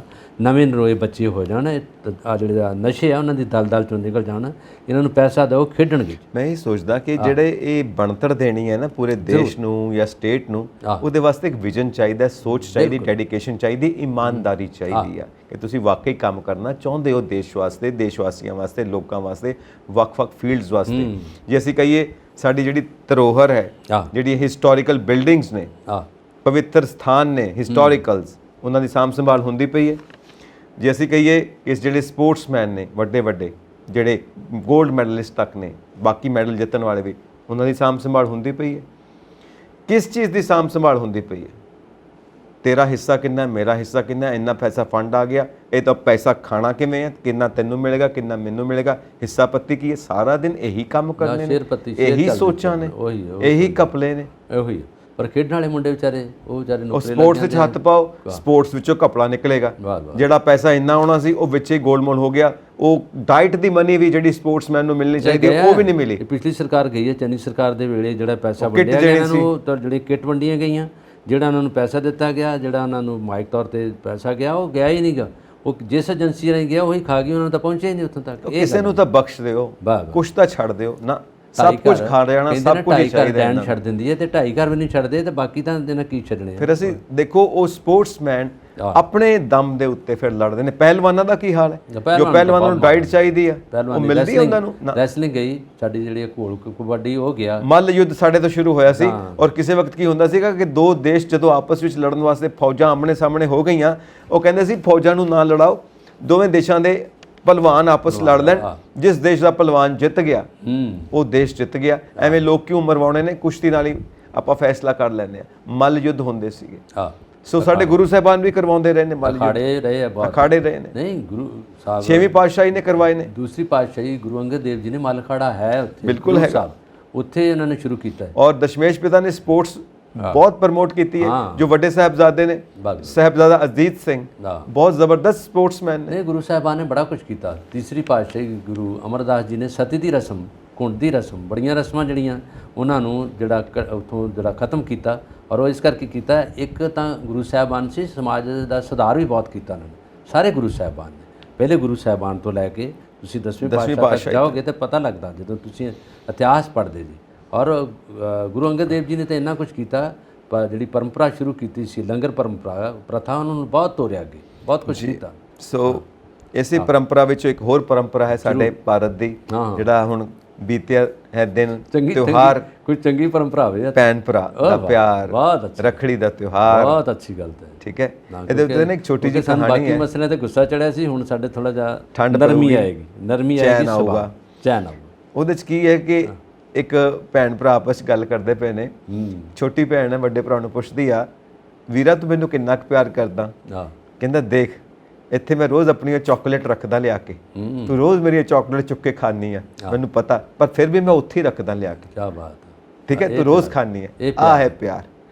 ਤੇ ਇਹ ਪਿਆਰ ਬਣਿਆ ਰਵੇ ਭਾਈ ਭੈਣ ਦਾ। ਔਰ ਇਸ ਤਿਉਹਾਰ ਦੇ ਉੱਤੇ ਨਾ ਇੱਕ ਸੰਦੇਸ਼ ਇਹ ਵੀ ਦੇਣਾ ਚਾਹਾਂਗੇ ਕਿ ਹਰ ਪੁਰਸ਼ ਤੇ ਹਰ ਮੈਨ ਜੋ ਹੈ, ਪੁਰਸ਼ ਹੈ, ਉਹਦੇ ਮਨ 'ਚ ਇਹ ਖਿਆਲ ਆਉਣਾ ਚਾਹੀਦਾ ਕਿ ਹਰ ਔਰਤ ਦੀ ਇੱਜ਼ਤ ਕਰੇ, ਦਿਲੋਂ ਇੱਜ਼ਤ। ਬਿਲਕੁਲ, ਇੱਕ ਰੱਖੜੀ ਦਾ ਤਿਉਹਾਰ ਇਹ ਵੀ ਸੁਨੇਹਾ ਦਿੰਦਾ। ਇਹ ਅਸਲ 'ਚ ਰੱਖੜੀ ਦਾ ਤਿਉਹਾਰ ਜਿਹੜਾ ਕਿ ਤੁਸੀਂ ਸਰਹੱਦਾਂ ਤੇ ਲੜਦੇ ਰਹੇ ਆ, ਜਦੋਂ ਇੱਥੇ ਹਮਲਾਵਰ ਆਉਂਦੇ ਰਹੇ, ਤੇ ਭੈਣਾਂ ਵੱਲੋਂ ਇੱਕ ਬੜੀ ਪਰੰਪਰਾ ਬਣੀ ਸੀ ਕਿ ਉਹ ਭੈਣ ਜਿਹੜੀ ਆ ਉਹਦੇ ਗੁੱਟ ਤੇ ਇਸ ਤਰ੍ਹਾਂ ਦਾ ਧਾਗਾ ਬੰਨ੍ਹਦੀ ਸੀ, ਜਿਹਦੇ ਵਿੱਚ ਉਹਦਾ ਵੱਡੀ ਉਮਰ ਦੀ ਕਾਮਨਾ ਕਰਦੀ ਸੀ, ਉਹਦੀ ਚੰਗੀ ਸਿਹਤ ਦੀ ਕਾਮਨਾ ਕਰਦੀ ਕਿ ਮੇਰਾ ਭਰਾ ਇਹ ਜੰਗ ਜਿੱਤ ਕੇ ਵਾਪਸ ਆ ਜਾਏ। ਫਿਰ ਇਹ ਪ੍ਰਥਾ ਚੱਲਦੀ ਚੱਲਦੀ ਭੈਣ ਤੇ ਵੀਰ ਦੇ ਪਿਆਰ ਦੇ ਪ੍ਰਤੀਕ ਬਣ ਗਈ। ਔਰ ਇਹਦੇ 'ਚ ਬੜੇ ਵੱਡੇ ਸ਼ਾਇਰਾਂ ਨੇ ਵੀ ਲਿਖਿਆ, ਬਹੁਤ ਕੁਝ ਲਿਖਿਆ। ਭੈਣ ਕੋਲੋਂ ਵੀਰ ਵੇ ਬਣਾ ਲਾ ਰੱਖੜੀ ਤੇ ਸੋਹਣੇ ਜਿਹੇ ਗੁੱਟ ਤੇ ਸਜਾ ਲਾ ਰੱਖੜੀ। ਇਹਦੇ ਵਿੱਚ ਗੁੰਦਿਆ ਪਿਆਰ ਭੈਣ ਦਾ, ਇਹਦੇ ਵਿੱਚ ਪਿਆਰ ਤੇ ਸਤਿਕਾਰ ਭੈਣ ਦਾ। ਔਰ ਇਹਦੇ 'ਚ ਇੰਨਾ ਕੁਛ ਹੈਗਾ, ਭੈਣ ਕਿਤੇ ਵੀ ਹੋਵੇ ਉਹ ਨਦੀਆਂ ਚੀਰ ਕੇ ਆਊਗੀ ਤੇ ਭਰਾ ਭਾਵੇਂ ਕਿਤੇ ਵੀ ਹੋਵੇ ਉੱਥੋਂ ਪਹੁੰਚੂਗਾ। ਪਿਛਲੇ ਕੱਲ੍ਹ ਜਿਹੜੀ ਰੱਖੜ ਪੁੰਨਿਆ ਦੇ ਨਾਂ ਨਾਲ ਜਾਣਿਆ ਜਾਂਦਾ ਇਹਨਾਂ ਨੂੰ। ਔਰ ਉਹਦੇ 'ਚ ਸਰਹੱਦਾਂ 'ਤੇ ਵੀ ਗਈਆਂ ਕੁੜੀਆਂ, BSF ਦੇ ਬੱਚਿਆਂ ਮੁੰਡਿਆਂ ਨੂੰ ਜਵਾਨਾਂ ਨੂੰ ਬੰਨੀਆਂ, ਜੇਲ੍ਹਾਂ 'ਚ ਵੀ ਜਾ ਕੇ ਬੰਨੀਆਂ ਹੈ ਨਾ। ਆਪਣੇ ਸਿੱਧੂ ਮੂਸੇਵਾਲਾ ਦੇ ਜਿਹੜਾ ਬਣਿਆ ਬੁੱਤ ਤੇ ਉਹਦੇ ਗੁੱਟ ਤੇ ਵੀ ਰੱਖੜੀ ਸਜਾਈ ਹੈ ਭੈਣਾਂ ਨੇ। ਔਰ ਇਹ ਪਿਆਰ ਹੈ, ਇਹਦੇ ਨਾਲ ਪਿਆਰ ਵੱਧਦਾ। ਪਰ ਇਹਦੇ ਵਿੱਚ ਭਰਾ ਵੀ ਬੜਾ ਕੁਝ ਦਿੰਦੇ ਆ। ਭਰਾ ਭੈਣ ਨੂੰ ਬੜੇ ਤਰੀਕੇ ਨਾਲ ਨਵਾਜਦੇ ਆ, ਜੋ ਕੁਛ ਉਹਦੀ ਸਮਰੱਥਾ 'ਚ ਹੈਗਾ। ਉਹ ਆਪਣੀ ਭੈਣ ਨੂੰ ਸੋਹਣੇ ਸੂਟ, ਕੋਈ ਨਾ ਕੋਈ ਗਹਿਣਾ, ਉਹਦੇ ਬੱਚਿਆਂ ਨੂੰ ਪਿਆਰ ਨਾਲ ਆਪਣੀ ਸਮਰੱਥਾ ਦੇ ਮੁਤਾਬਿਕ ਨਾਲ ਜਿੰਨਾ ਕੋ ਦੇ ਸਕਦਾ। ਬਿਲਕੁਲ ਸਹੀ ਗੱਲ ਹੈ। ਜਿੰਨਾਂ ਦੇ ਆਂਦੇ ਉਹਦਾ ਸ਼ੇਰਾ ਵੱਡਾ ਸਰਾਣਾ ਹੁੰਦਾ ਜਿੱਦਾਂ ਉਹਦੇ ਨਾਲ। ਇੱਕ ਗੱਲ ਅਸੀਂ ਜ਼ਰੂਰ ਕਹਿਣੀ ਚਾਹਾਂਗੇ ਕਿ ਅੱਜ ਕੱਲ੍ਹ ਦਾ ਜੋ ਜ਼ਮਾਨਾ ਹੈ, ਜ਼ਮਾਨੇ ਦਾ ਅਸਰ ਹੈ, ਇਹ ਪ੍ਰਾਪਰਟੀਆਂ ਪਿੱਛੇ ਜਿਹੜੇ ਭੈਣ ਭਰਾ ਆਪਸ ਲੜ ਪੈਂਦੇ ਨੇ ਨਾ, ਇਹ ਲੜਾਈ ਬੰਦ ਕਰ ਦਿਓ, ਲੜਨਾ ਬੰਦ ਕਰ ਦਿਓ। ਕਿਉਂਕਿ ਪ੍ਰਾਪਰਟੀਆਂ ਤਾਂ ਫੇਰ ਲੱਭ ਜਾਣਗੀਆਂ, ਭੈਣ ਭਰਾ ਨਹੀਂ ਲੱਭਣੇ। ਜੇ ਫਿੱਕ ਪੈ ਗਈ, ਦਿਲ ਟੁੱਟ ਗਏ, ਰਿਸ਼ਤੇ ਨਾਤੇ ਟੁੱਟ ਗਏ ਪ੍ਰਾਪਰਟੀਆਂ ਪਿੱਛੇ, ਉਹ ਰਿਸ਼ਤੇ ਨਾਤੇ ਜੇ ਟੁੱਟ ਗਏ ਤਾਂ ਜ਼ਿੰਦਗੀ ਦਾ ਰਸ ਖਤਮ ਹੋ ਜਾਣਾ, ਜ਼ਿੰਦਗੀ ਦਾ ਪਿਆਰ ਮੁਹੱਬਤ ਸਭ ਜ਼ਿੰਦਗੀ ਦਾ ਮਜ਼ਾ ਖਤਮ ਹੋ ਜਾਣਾ। ਪ੍ਰਾਪਰਟੀਆਂ ਫਿਰ ਬਣ ਜਾਣਗੀਆਂ। ਇਸ ਕਰਕੇ ਪ੍ਰਾਪਰਟੀਆਂ ਪਿੱਛੇ ਭੈਣ ਭਰਾ ਆਪਸ 'ਚ ਲੜਨਾ ਬੰਦ ਕਰ ਦੇਣ। ਇਹ ਵੀ ਅਸੀਂ ਸੁਨੇਹਾ ਦੇਵਾਂਗੇ ਆਪਣੇ ਪਲੇਟਫਾਰਮ ਤੋਂ। ਮੈਂ ਰੱਖੜੀ ਦੇ ਲਿਹਾਜ਼ ਨਾਲ ਇੱਕ ਹੋਰ ਗੱਲ ਕਰੂੰਗਾ ਕਿ ਜਿਹੜਾ ਪੰਜਾਬ 'ਚ ਰੱਖੜ ਪੁੰਨਿਆਂ ਦਾ ਤਿਉਹਾਰ ਹੈ, ਇਹ ਬਾਬਾ ਬਕਾਲਾ ਇਤਿਹਾਸਕ ਜਿੱਥੇ ਗੁਰਦੁਆਰਾ ਸਾਡੇ ਨਾਮੀ ਪਾਤਸ਼ਾਹੀ ਗੁਰੂ ਤੇਗ ਬਹਾਦਰ ਜੀ ਨੇ 27 ਸਾਲ ਉੱਥੇ ਤਪੱਸਿਆ ਕੀਤੀ ਔਰ ਉੱਥੇ ਉਹ ਮਨਾਇਆ ਜਾਂਦਾ। ਅੱਜ ਵੀ ਮੇਲਾ ਲੱਗਿਆ ਔਰ ਇੰਨਾ ਵੱਡਾ ਸਮਾਗਮ ਹੁੰਦਾ ਉੱਥੇ। ਢਾਡੀ, ਰਾਗੀ, ਕਵੀਸ਼ਰ ਔਰ ਉੱਥੇ ਇਤਿਹਾਸ ਨੂੰ ਜਾਣਨ ਵਾਲੇ ਸਾਰੇ ਬੁਲਾਰੇ ਉੱਥੇ ਬੋਲਦੇ ਆ। ਔਰ ਤੂੰਬੀ ਨਾਲ ਗਵਈਏ ਵੀ ਆਉਂਦੇ ਆ, ਅਲਗੋਜ਼ੇ ਵੀ ਵੱਜਦੇ ਆ, ਫੋਕ ਵੀ ਗਾਇਆ ਜਾਂਦਾ, ਇਤਿਹਾਸ ਵੀ ਗਾਇਆ ਜਾਂਦਾ। ਔਰ ਉੱਥੇ ਦਰਬਾਰ ਸਾਹਿਬ ਜਿਹੜਾ ਨਵੇਂ ਪਾਤਸ਼ਾਹ ਜੀ ਦਾ ਹੈ, ਉੱਥੇ ਦੇਖਣ ਵਾਲਾ ਹੁੰਦਾ ਇੰਨਾ ਸਮਾਗਮ ਵੱਡਾ। ਔਰ ਗੁਰੂ ਕਾ ਲੰਗਰ ਅਟੁੱਟ ਵਰਦਾ। ਮੈਂ ਬਹੁਤ ਛੋਟੇ ਹੁੰਦਾ ਉਹ ਮੇਲਾ ਵੇਖਦਾ ਰਿਹਾ। ਔਰ ਉੱਥੇ ਬੜਾ ਕੁਝ ਬਣਦਾ ਵੀ ਆ ਬਾਬਾ ਬਕਾਲਾ 'ਚ। ਜਿਹੜੇ ਐਗਰੀਕਲਚਰ ਦੇ ਸੰਦ ਨਾ, ਐਗਰੀਕਲਚਰ ਇੰਪਲੀਮੈਂਟਸ ਉਹ ਬਣਦੇ ਆ, ਕਈਆਂ, ਕੁਹਾੜੀਆਂ, ਗੰਡਾਸੀਆਂ, ਸਾਰਾ ਕੁਝ ਲੋਕ ਲੈ ਕੇ ਆਉਂਦੇ। ਤੁਸੀਂ ਪੰਜਾਬ ਦੇ ਪਿੰਡ ਪਿੰਡ ਨਿਕਲ ਜਾਓ ਤੇ ਹੁਨਰ ਦਾ ਵਿਕਾਸ ਕਿਵੇਂ ਹੁੰਦਾ ਹੈ, ਲੋਕਾਂ ਨੂੰ ਨਵੀਆਂ ਚੀਜ਼ਾਂ ਕਿਵੇਂ ਬਣਦੀਆਂ ਨੇ, ਤੁਹਾਨੂੰ ਇੰਨਾ ਟੈਲੈਂਟ ਮਿਲੂਗਾ, ਇੰਨਾ ਟੈਲੈਂਟ ਮਿਲੂਗਾ। ਔਰ ਅਸੀਂ ਵੀ ਕਈ ਵਾਰ ਆਪਣੇ ਇਸ ਪਲੇਟਫਾਰਮ ਤੋਂ, ਅਸੀਂ ਵੀ ਆਪਣੇ ਚੈਨਲ ਦੇ ਉੱਤੇ ਜਿੱਥੇ ਵੀ ਕਿਤੇ ਇਦਾਂ ਦੀ ਚੀਜ਼ ਵੇਖਣ ਨੂੰ ਮਿਲਦੀ ਹੈ, ਉਹ ਜ਼ਰੂਰ ਪਾਉਂਦੇ ਆ, ਉਹਨੂੰ ਪ੍ਰਮੋਟ ਕਰਦੇ ਆ ਕਿ ਦੇਖੋ ਸਾਡੇ ਪੰਜਾਬ ਦੀ ਇਹ ਕਲਾ ਦੇਖੋ, ਇਹ ਪਿੰਡਾਂ ਦੀ ਕਲਾ ਦੇਖੋ। ਸੋ ਇਹ ਵੀਡੀਓਜ਼ ਵੀ ਅਸੀਂ ਜਾਰੀ ਕਰਦੇ ਹਾਂ। ਭਾਵੇਂ ਪਿੰਡ 'ਚ ਆ ਨਾ, ਸ਼ਹਿਰ 'ਚ ਵਸ ਰਹੇ, ਪਰ ਜੋ ਸੱਭਿਆਚਾਰ, ਜੋ ਰਹਿਣ ਸਹਿਣ, ਜੋ ਖਾਣ ਪੀਣ, ਜੋ ਮੇਲ ਮਿਲਾਪ ਤੇ ਲੋਕਾਂ ਦਾ ਜਿਹੜਾ ਪਿਆਰ ਭਾਵ ਹੈ ਨਾ, ਜਾਂ ਲੋਕਾਂ ਦਾ ਇੱਕ ਦੂਜੇ ਨੂੰ ਗੱਲ ਵਕਲੀ ਨਾਲ ਲੱਗਣਾ, ਪ੍ਰਾਹੁਣਾਚਾਰੀ ਹੈ ਨਾ, ਇੱਕ ਦੂਜੇ ਦੇ ਕੰਮ ਆਉਣਾ, ਉਹ ਸਿਰਫ ਪਿੰਡਾਂ 'ਚ ਹੈ। ਸ਼ਹਿਰਾਂ 'ਚ ਤੁਹਾਡੇ ਕੋਲ ਵਿਖਾਵਾ ਹੈ ਨਾ, ਹੈਲੋ ਹੈ ਨਾ, ਫੋਨ ਤੇ ਬੱਲੇ ਬੱਲੇ, ਉਹ ਗੱਲਾਂ ਹੈਗੀਆਂ। ਪਰ ਦਿਲੀ ਤੌਰ ਤੇ ਜਿਹੜੇ ਪਿੰਡਾਂ ਦੇ ਲੋਕ ਇੱਕ ਦੂਜੇ ਨਾਲ ਜੁੜਦੇ ਆ ਨਾ, ਦੁੱਖ ਸੁੱਖ ਵੇਲੇ ਤਾਂ ਦੌੜ ਕੇ ਆਉਂਦੇ ਆ। ਕਿਸੇ ਦੇ ਘਰ ਕੋਈ ਬਿਮਾਰ ਹੋ ਗਿਆ, ਕੁਛ ਹੋ ਗਿਆ, ਉਹ ਆਪਣਾ ਸਾਰਾ ਪਰਿਵਾਰ ਉੱਥੇ ਬਹਿ ਜਾਊਗਾ, ਰੋਟੀ ਉਹਨਾਂ ਦੇ ਘਰ ਆਊਗੀ, ਉੱਥੇ ਲੱਸੀ ਪਾਣੀ ਉਹਨਾਂ ਦੇ ਘਰ ਆਊਗਾ, ਸਾਰਾ ਕੁਝ ਉਹਨਾਂ ਨੂੰ ਦੁੱਖ ਦਾ ਹਾਲ ਪੁੱਛਿਆ ਜਾਊਗਾ।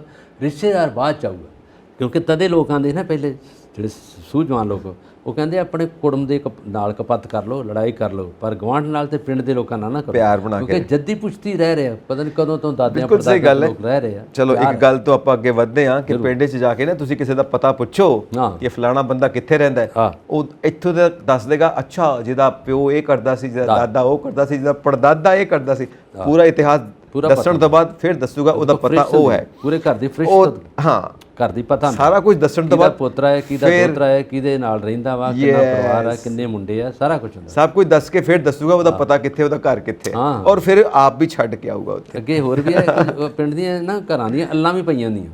ਅੱਲਾ ਮਤਲਬ ਹੁੰਦਾ ਜਾਣਨ ਲਈ। ਤੁਸੀਂ ਜਾਣਾ, ਤੁਸੀਂ ਕਹਿਣਾ ਉਹ ਘਰ ਜਿਹੜਾ ਵੱਡਾ ਘਰ ਆ, ਉਹ ਇੱਥੇ ਵੱਡੇ ਘਰ ਜਾਣਾ, ਉਹ ਕਹਿਣਗੇ ਅੱਛਾ ਇਹ ਕਿਹੜੇ ਘਰ ਜਾਣਾ, ਬੂਰਿਆਂ ਦੇ ਘਰ ਜਾਣਾ। ਬੂਰੇ ਮਤਲਬ ਜਿਹੜੇ ਸੋਹਣਾ ਸੁਨੱਖੇ ਪਿਆਰੇ ਹੈਗੇ ਨਾ, ਉਹ ਘਰ ਉਹਨਾਂ ਦੇ ਅੱਲ ਪਈ ਹੋਗੀ ਹੈ ਨਾ। ਜਿਹੜੇ ਤੁਸੀਂ ਜਾਣਾ ਕਿਹੜੀ ਪੱਤੀ ਜਾਣਾ, ਅਸੀਂ ਲੰਮਿਆਂ ਦੀ ਪੱਤੀ ਜਾਣਾ, ਅੱਛਾ ਲੰਮਿਆਂ ਦੀ ਪੱਤੀ 'ਚ ਕਿਹੜੇ ਘਰ ਜਾਣਾ, ਆਂਦੇ ਉਰਲਾ ਘਰ ਜਿਹੜਾ ਹੈਗਾ, ਅੱਛਾ ਉਹ ਮੋਟਿਆਂ ਦਾ ਘਰ ਹੈ, ਮੋਟੇ ਕਾ ਵੱਡਾ ਘਰ, ਇੱਦਾਂ ਦੀ ਅੱਲਾਂ ਰੱਖੇ, ਮੋਟੇ ਮਤਲਬ ਵੱਡਾ ਘਰ। ਚਲੋ ਅੱਗੇ ਮੈਂ ਖੁਦ ਪਿੰਡ 'ਚ ਰਿਹਾ, ਮੈਨੂੰ ਪਤਾ ਜੀ, ਬਹੁਤ ਵਧੀਆ ਜ਼ਿੰਦਗੀ ਹੰਡਾਈ ਆ, ਔਰ ਉੱਥੇ ਸਾਰਿਆਂ ਦੀ ਅੱਲਾਂ ਤੇ ਪੱਤੀਆਂ। ਚਲੋ ਅੱਗੇ ਵਧਦੇ ਹਾਂ, ਹੁਣ ਸਿਆਸਤ ਵੱਲ ਆਉਨੇ ਆ। ਜ਼ਰੂਰ। ਹੁਣ ਫਿਰ ਤੋਂ ਸਿਆਸਤ ਦੀ ਗੱਲ ਕਰੀਏ ਕਿ SGPC ਵੱਲੋਂ ਜਿਹੜੇ ਅਕਾਲੀ ਦਲ ਦੇ ਬਾਗੀ ਲੀਡਰ ਨੇ ਉਹਨਾਂ ਦੇ ਖਿਲਾਫ ਕਾਰਵਾਈ ਕਰਨ ਦਾ ਸੰਕੇਤ ਦਿੱਤਾ ਗਿਆ, ਕਿਉਂਕਿ ਅਸੀਂ ਦੇਖਦੇ ਹਾਂ ਕਿ ਸੁਖਬੀਰ ਬਾਦਲ ਜੀ ਨੇ ਭੰਗ ਕਰ ਦਿੱਤਾ ਹੈ ਸਾਰਾ ਸਟਰਕਚਰ ਅਕਾਲੀ ਦਲ ਦਾ, ਸ਼੍ਰੋਮਣੀ ਅਕਾਲੀ ਦਲ ਦਾ। ਹੁਣ ਨਵੇਂ ਸਿਰਿਓਂ ਵਿੱਢਣਾ ਹੈ, ਚੁਣਦਾ ਕਮੇਟੀ ਦੀ ਰਿਪੋਰਟ ਲਾਗੂ ਹੋਣੀ ਆ, ਪਰ ਪ੍ਰਧਾਨ ਸੁਖਬੀਰ ਬਾਦਲ ਜੀ ਉਹ ਰਹਿਣਗੇ ਔਰ ਉਹ ਆਪਣੇ ਮੁਤਾਬਿਕ ਜਿਹੜਾ ਸਟਰਕਚਰ ਬਣਾਉਣਾ ਚਾਹੁੰਦੇ ਨੇ ਉਹ ਜ਼ਰੂਰ ਬਣਾਉਣ। ਪਰ ਕੁਝ ਵਿੱਚੋਂ ਬਾਗੀ ਸੁਰਾਂ ਉੱਠਦੀਆਂ ਪਈਆਂ ਨੇ ਕਿ ਸੁਖਬੀਰ ਬਾਦਲ ਜੀ ਨੂੰ ਪ੍ਰਧਾਨ ਨਹੀਂ ਹੋਣਾ ਚਾਹੀਦਾ ਸ਼੍ਰੋਮਣੀ ਅਕਾਲੀ ਦਲ ਦਾ। ਤਾਂ ਉਹ ਬਾਗੀ ਸੁਰਾਂ ਜਿਹੜੀਆਂ ਨੇ ਆਪਾਂ ਉਦੋਂ ਵੀ ਸੁਣੀਆਂ ਨੇ ਜਦੋਂ ਰਾਸ਼ਟਰਪਤੀ ਸਾਹਿਬ ਦਾ ਚੋਣ ਦਾ ਸਾਰਾ ਜਦੋਂ ਇਹਨਾਂ ਨੇ ਹਾਂ ਕਰਤੀ ਵੀ ਅਸੀਂ ਤੁਹਾਡੀ ਹਮਾਇਤ ਕਰਾਂਗੇ। ਔਰ ਅੱਜ ਤੋਂ ਨਹੀਂ ਇਹਨਾਂ ਦੇ 2 ਵਾਰੀ ਰੌਲਾ ਪੈ ਚੁੱਕਿਆ, ਜਿੱਥੋਂ ਇਹਨਾਂ ਦੇ ਪੁਰਾਣੇ ਲੀਡਰ ਸੀਗੇ ਉਹ ਅਲਵਿਦਾ ਹੀ ਕਹਿ ਗਏ ਇਸ ਪਾਰਟੀ ਨੂੰ, ਜਿਹਦੇ 'ਚ ਬ੍ਰਹਮਪੁਰਾ ਸਾਹਿਬ ਨੇ ਹੈ ਨਾ, ਜਿਸ 'ਚ ਢੀਂਡਸਾ ਜਿਹਨੇ ਸੁਖਦੇਵ ਸਿੰਘ ਢੀਂਡਸਾ ਔਰ ਉਹ 'ਚ ਸੀਗੇ ਸੇਵਾ ਸਿੰਘ ਸੇਖਵਾਂ, ਉਹ ਤਾਂ ਹੁਣ ਇਸ ਜਹਾਨ 'ਤੇ ਨਹੀਂ ਰਹੇ। ਪਰ ਉਦੋਂ ਜਿਹੜੇ ਵੱਡੇ ਲੀਡਰ ਸੀਗੇ ਉਹ ਬਾਦਲ ਸਾਹਿਬ, ਪ੍ਰਕਾਸ਼ ਸਿੰਘ ਬਾਦਲ ਦੇ ਬਰਾਬਰ ਦੇ ਸੀਗੇ, ਉਸ ਉਮਰ ਦੇ ਸੀਗੇ। ਉਹਨਾਂ ਨੇ ਕਿਹਾ ਕਿ ਇਹਨਾਂ ਨੇ ਜਿਹੜੇ ਯੰਗ ਮੁੰਡੇ ਆ ਜਾਂ ਆਪਣੇ ਇਹਨਾਂ ਦਾ ਪੁੱਤਰ ਉਹਨੂੰ ਤਾਂ ਅੱਗੇ ਲਾਤਾ, ਡਿਪਟੀ ਸੀਐਮ ਵੀ ਬਣਾਤਾ, ਸਾਡੀ ਬਾਤ ਨਹੀਂ ਪੁੱਛੀ। ਉਹ ਗੁੱਸੇ ਨਾਲ ਬਾਹਰ ਚਲੇ ਗਏ ਔਰ ਉਹਨਾਂ ਨੇ ਇਲੈਕਸ਼ਨ ਵੀ ਲੜੀ ਆ, ਪਰ ਲੋਕਾਂ ਨੇ ਉਹਨਾਂ ਨੂੰ ਚੰਗਾ ਹੁੰਗਾਰਾ ਨਹੀਂ ਦਿੱਤਾ, ਕਿਉਂਕਿ ਜਦੋਂ ਅਕਾਲੀ ਦਲ ਨੂੰ ਨਹੀਂ ਦਿੱਤਾ ਹੁੰਗਾਰਾ ਤੇ ਉਹਨਾਂ ਨੂੰ ਹੁੰਗਾਰਾ ਕਿੱਥੋਂ ਮਿਲਣਾ ਸੀ? ਕਿਉਂਕਿ ਲੋਕਾਂ ਨੇ ਸਾਫ਼ ਚੱਟ ਇਹ ਕਹਿਤਾ ਸੀ ਕਿ ਅਸੀਂ ਜਿਹੜੀਆਂ ਹੁਣ ਵਿਰੋਧੀ ਪਾਰਟੀਆਂ ਉਹਨਾਂ ਦੇ ਵਿਰੋਧ 'ਚ ਹੀ ਰਵਾਂਗੇ, ਉਹਨਾਂ ਨੂੰ ਨਹੀਂ ਸਹਿਮਤੀ ਦੇਵਾਂਗੇ। ਇਸ 'ਚ ਇਹ ਪੂਰਾ ਸਾਫ਼ ਹੋ ਗਏ। ਰਹੀ ਗੱਲ ਇਸ ਵੇਲੇ ਕੋਰ ਕਮੇਟੀ ਬਣਾਈ, ਉਹ 'ਚ ਇਕਬਾਲ ਸਿੰਘ ਝੂਦਾ ਜੀ ਇਹਦੇ ਪ੍ਰਧਾਨ ਬਣਾਏ ਆ। ਉਹਨਾਂ ਨੂੰ ਇਹਨਾਂ ਨੇ ਕਿਹਾ ਹੈ ਕਿ ਜਥੇਬੰਦੀ ਜਿਹੜੀ ਆ ਹੁਣ ਇੱਕ ਨਵੇਂ ਤਰੀਕੇ ਨਾਲ ਆਰਗੇਨਾਈਜੇਸ਼ਨ ਕਰਨੀ, ਦੁਬਾਰਾ ਸਾਰਾ ਇਹ ਅਕਾਲੀ ਦਲ ਨੂੰ ਇਕੱਠੇ ਤੌਰ 'ਤੇ ਕਰਨਾ। ਇਹਦੇ 'ਚ ਪਿੰਡਾਂ ਦੇ ਵਿੱਚ 10-10 ਮੈਂਬਰ ਬਣਨਗੇ ਔਰ ਪਿੰਡਾਂ ਤੋਂ ਬਾਅਦ ਬਲਾਕ ਬਣਨਗੇ, ਬਲਾਕ 'ਚ ਇਕੱਠੇ ਹੋਣਗੇ ਲੋਕ ਔਰ ਉਹਦੇ ਵਿੱਚ ਜਿਹੜੇ ਸਾਬਕਾ ਸਰਪੰਚ ਰਹੇ ਆ, ਜਿਹੜੇ ਇਹਨਾਂ ਅਕਾਲੀ ਦਲ ਨੂੰ ਹਮਾਇਤ ਕਰਦੇ ਆ, ਉਹ ਹੋਣਗੇ ਔਰ ਉਹ ਆਪਣੀ ਰਾਏ ਦੇਣਗੇ ਕਿ ਇਹ ਰਹਿਣਗੇ ਸਟੈਂਡ, ਇਹ ਇਸ ਗੱਦੀ 'ਤੇ ਬਿਰਾਜਮਾਨ ਰਹਿ ਸਕਦੇ ਜਾਂ ਨਹੀਂ। ਔਰ ਉਹ ਉਹਨਾਂ ਨੇ ਰਿਪੋਰਟਿੰਗ ਕੀਤੀ, ਉਹਨਾਂ ਨੇ ਸਿੱਧੀ ਰਿਪੋਰਟ ਇਹਨਾਂ ਨੂੰ ਦਿੱਤੀ, ਜਦੋਂ ਕਿ ਇਹਨਾਂ ਨੇ ਕਿਹਾ ਵੀ ਕੋਰ ਕਮੇਟੀ ਨੂੰ ਚਾਹੀਦਾ ਸੀ ਪਹਿਲਾਂ ਦੱਸਦੀ ਲੋਕਾਂ ਤੱਕ ਵੀ ਆਹ ਗੱਲ ਹੈਗੀ। ਉਦੋਂ ਇਹਨਾਂ ਨੇ ਕਹਿਤਾ ਕਿ ਲੋਕਾਂ ਦੀ ਸਹਿਮਤੀ ਆ, ਅਸੀਂ ਵੀ ਸਹਿਮਤ ਹੋ ਗਏ ਹਾਂ ਕਿ ਸੁਖਬੀਰ ਬਾਦਲ ਜੀ ਅਕਾਲੀ ਦਲ ਦੇ ਉਸੇ ਤਰ੍ਹਾਂ ਹੀ ਪ੍ਰਧਾਨ ਰਹਿਣਗੇ, ਉਸੇ ਤਰ੍ਹਾਂ ਦਾ ਨੇਤਾ ਰਹਿਣਗੇ, ਇਹਨਾਂ 'ਤੇ ਕੋਈ ਨੁਕਤਾਚੀਨੀ ਨਹੀਂ ਹੋਈ। ਇਹ ਗੱਲ ਮੰਨੀ ਗਈ, ਚਲੋ ਹੋ ਗਈ ਗੱਲ। ਉਦੋਂ ਬਾਅਦ ਇਲੈਕਸ਼ਨ ਦੇ ਵਿੱਚ ਜਦੋਂ ਆਪਣੇ ਰਾਸ਼ਟਰਪਤੀ ਦੀਆਂ ਚੋਣਾਂ ਆਈਆਂ, ਸਾਰਾ ਕੁਝ ਹੈ, ਉਦੋਂ ਮਨਜੀਤ ਸਿੰਘ ਇਆਲੀ ਇੱਥੋਂ ਖੰਨੇ ਤੇ ਨੇੜੇ ਲੁਧਿਆਣੇ ਦੇ ਨਾਲ ਹੀ ਆ ਉਹਨਾਂ ਦਾ, ਉਹ ਦਾਖਾ ਏਰੀਆ, ਉਹਦੇ 'ਚੋਂ ਉਹਨਾਂ ਨੇ ਇਹਨਾਂ ਤੋਂ ਮੁਨਕਰ ਹੋ ਗਏ ਸੀ, ਉਹਨਾਂ ਨਹੀਂ ਗੱਲ ਮੰਨੀ ਇਹਨਾਂ ਦੀ, ਬਗਾਵਤ ਕਰਕੇ ਉਹ ਚਲੇ ਗਏ। ਨੰਬਰ 2 ਹੋ ਗਿਆ। ਨੰਬਰ 2 ਤੇ ਜਗਮੀਤ ਬਰਾੜ, ਜਿਹੜੇ ਪਹਿਲੋਂ ਰਹੇ ਉੱਥੇ ਪੱਛਮੀ ਬੰਗਾਲ 'ਚ ਤ੍ਰਿਣਮੂਲ ਕਾਂਗਰਸ 'ਚ ਦੌੜ ਗਏ ਸੀ, ਇੱਥੋਂ ਕਾਂਗਰਸ ਤੋਂ, ਫਿਰ ਉੱਥੋਂ ਦੌੜ ਕੇ ਕਾਂਗਰਸ ਤੋਂ ਛੱਡ ਕੇ ਤੇ ਫਿਰ ਅਕਾਲੀ ਦਲ 'ਚ ਆ ਗਏ ਸੀ। ਉਹ ਵੀ ਬਗਾਵਤ ਕਰੀ ਫਿਰਦੇ ਆ, ਉਹ ਵੀ ਬੜੇ ਪੁਰਾਣੇ ਲੀਡਰ ਆ, ਜਗਮੀਤ ਬਰਾੜ ਵੀ, ਉਹਨੂੰ ਵੀ ਹੁਣ ਇਹਨਾਂ ਨੇ ਉਹਦੇ ਤੇ ਵੀ ਇਹਨਾਂ ਨੇ ਸ਼ਿਕੰਜਾ ਕੱਸਿਆ। ਬਿਲਕੁਲ ਸਹੀ ਗੱਲ ਹੈ, ਸ਼ਿਕੰਜਾ ਕੱਸੋ, ਜ਼ਰੂਰ ਕੱਸੋ, ਪਰ ਇੱਕ ਗੱਲ ਜ਼ਰੂਰ ਚੇਤੇ ਰੱਖਣੀ ਚਾਹੀਦੀ ਹੈ, ਨਾ ਕਰੋ ਕਿ ਉਹਨਾਂ ਨੂੰ ਇੱਕ ਗੱਲ ਜ਼ਰੂਰ ਚੇਤੇ ਰੱਖੋ, ਚਾਹੇ ਐਸਜੀਪੀਸੀ ਹੈ, ਚਾਹੇ ਸ਼੍ਰੋਮਣੀ ਅਕਾਲੀ ਦਲ ਦੇ ਪ੍ਰਧਾਨ ਨੇ, ਇਹ ਸਾਰੇ ਜਿਹੜੇ ਮੋਤਬਰ ਨੇ, ਇੱਕ ਗੱਲ ਦਾ ਧਿਆਨ ਜ਼ਰੂਰ ਰੱਖਿਆ ਜਾਏ ਕਿ ਜੋ ਕੋਈ ਬਾਗੀ ਸੁਰਾਂ ਨੇ, ਉਹ ਬਾਗੀ ਸੁਰਾਂ ਕਿਉਂ ਨੇ, ਉਹਦਾ ਕਾਰਨ ਕੀ ਹੈ, ਠੀਕ ਹੈ, ਉਹਨਾਂ ਨੂੰ ਸੰਤੁਸ਼ਟ ਕਿਉਂ ਨਾ ਕੀਤਾ ਜਾਵੇ। ਉਹ ਅਸੰਤੁਸ਼ਟ ਨੇ, ਜਿਹੜੇ ਇਤਫਾਕ ਨਹੀਂ ਰੱਖਦੇ, ਕਾਰਨ ਕੀ ਨੇ? ਹੋ ਸਕਦਾ ਕੋਈ ਗੱਲ ਉਹ ਇੱਦਾਂ ਦੀ ਕਰਦੇ ਹੋਣ ਜਿਹੜੀ ਪਾਰਟੀ ਦੇ ਵਾਸਤੇ ਫਾਇਦੇਮੰਦ ਹੋਵੇ, ਉਹਨਾਂ ਨੂੰ ਜ਼ਰੂਰ ਸੁਣਿਆ ਜਾਵੇ ਔਰ ਕੋਈ ਵੀ ਐਕਸ਼ਨ ਲੈਣ ਤੋਂ ਪਹਿਲਾਂ ਇਹ ਨਹੀਂ ਕਿ ਕਿਸੇ ਨੇ ਕੋਈ ਬਾਗੀ ਸੁਰ ਚੁੱਕੀ ਜਾਂ ਕਿਸੇ ਨੇ ਵੈਸੇ ਗੱਲ ਕੀਤੀ ਕਿ ਤੁਸੀਂ ਉਹਨੂੰ ਕਰਾਰ ਕਰ ਦਿੱਤਾ ਕਿ ਉਹ ਬਾਗੀ ਸੁਰ ਹੈ ਔਰ ਉਹਦੇ ਖਿਲਾਫ ਐਕਸ਼ਨ ਲੈਣਾ ਚਾਹੀਦਾ। ਨੋ, ਉਹਨੇ ਕੋਈ ਗੱਲ ਕੀਤੀ ਹੈ ਨਾ, ਕਿਉਂਕਿ ਪਰਿਵਾਰ ਹੈ, ਕੋਈ ਵੱਖਰੀ ਆਵਾਜ਼ ਵੀ ਤਾਂ ਉੱਠੇਗੀ ਨਾ, ਸਾਰੇ ਇੱਕੋ ਆਵਾਜ਼ ਦੇ ਮਾਲਕ ਤਾਂ ਨਹੀਂ ਹੋਣਗੇ, ਵੱਖਰੀ ਵੱਖਰੀ ਸੋਚ ਹੈ, ਵੱਖਰਾ ਵੱਖਰਾ ਸੁਭਾਅ ਹੈ। ਕੋਈ ਬੰਦਾ ਵੱਖਰਾ ਹੈ ਤਾਂ ਕਿਉਂ ਵੱਖਰਾ ਹੈ, ਕਿਉਂ ਇਦਾਂ ਦੀ ਗੱਲ ਕਰਦਾ ਹੈ, ਉਹਨੂੰ ਬਿਠਾ ਕੇ ਗੱਲਬਾਤ ਕਰੋ। ਪਰ ਇਹਦੇ 'ਚ ਇੱਕ ਗੱਲ ਆ ਗਈ ਕਿ ਫਿਰ ਉੱਥੇ ਆ ਕੇ ਗੱਲ ਟਿਕਦੀ ਹੈ ਰੇੜੀ ਪ੍ਰਸ਼ਾਦ ਵਾਲੀ, ਜਿਹੜੀ ਆਪਾਂ ਕਹਿੰਦੇ ਆ ਕਿ ਰੇੜੀ ਪ੍ਰਸ਼ਾਦ ਹੈਗਾ ਨਾ, ਕਿ ਦੇ ਕੇ ਵੰਡਣਾ, ਆਪਣਿਆਂ ਨੂੰ ਜਾਣਾ, ਕੁਟੰਬਵਾਦ ਨੂੰ ਅੱਗੇ ਲਿਆਉਣਾ, ਇਹ ਤਾਂ ਉਹੀ ਗੱਲ ਆ। ਇਹਦੀ ਨੁਕਤਾਚੀਨੀ ਪਹਿਲੇ ਲੀਡਰ ਕਰ ਚੁੱਕੇ ਆ, ਹੁਣ ਬਗਾਵਤ ਫਿਰ ਹੋ ਗਈ ਹੈ 2 ਵਾਰੀ।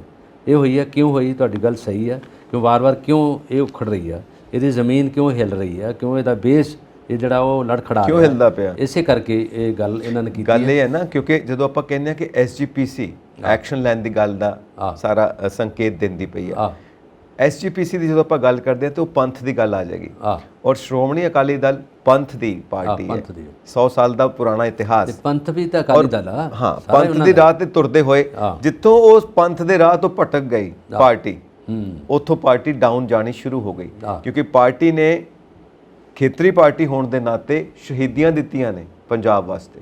ਉਸ ਚੀਜ਼ ਨੂੰ ਅਸੀਂ ਭੁੱਲ ਨਹੀਂ ਸਕਦੇ, ਜੋ ਸ਼੍ਰੋਮਣੀ ਅਕਾਲੀ ਦਲ ਦੀ ਦੇਣ ਹੈ ਪੰਜਾਬ ਨੂੰ, ਉਸ ਨੂੰ ਨਹੀਂ ਭੁੱਲ ਸਕਦੇ, ਪਰ ਉਹ ਇਤਿਹਾਸ ਆ। ਮਾਡਰਨ ਟਾਈਮ ਦੇ ਵਿੱਚ, ਅੱਜ ਦੇ ਟਾਈਮ ਦੇ ਵਿੱਚ ਉਹ ਕਿਹੜਾ ਟਰੈਕ ਹੈ ਜਿਹੜਾ ਇਸ ਪਾਰਟੀ ਨੇ ਫੜ ਲਿਆ, ਕਦੋਂ ਪੰਥ ਦੇ ਰਾਹ ਤੋਂ ਵੱਖਰੀ ਹੋ ਗਈ। ਇਸ ਚੀਜ਼ ਦਾ ਧਿਆਨ ਐਸਜੀਪੀਸੀ ਨੂੰ ਜ਼ਰੂਰ ਦੇਣਾ ਚਾਹੀਦਾ, ਕਿਉਂਕਿ ਪੰਥ ਨੂੰ ਲੈ ਕੇ ਅਸੀਂ ਜਦੋਂ ਅੱਗੇ ਵਧਦੇ ਹਾਂ। ਸੇਮ ਘਟਨਾ ਇਸੇ ਤਰ੍ਹਾਂ ਵਾਪਰੀ ਹੈ। ਬੀਜੇਪੀ ਤੇ ਇਹ ਯੂਨਾਈਟਡ ਦਲ ਸੀਗਾ, ਅਕਾਲੀ ਦਲ, ਦੋਨੇ ਇਕੱਠੇ ਸੀਗਾ। ਬੀਜੇਪੀ ਤੋਂ ਨਿਸ਼ਕਰਸ਼ ਹੋ ਗਏ, ਵੱਖਰੇ ਹੋ ਗਏ।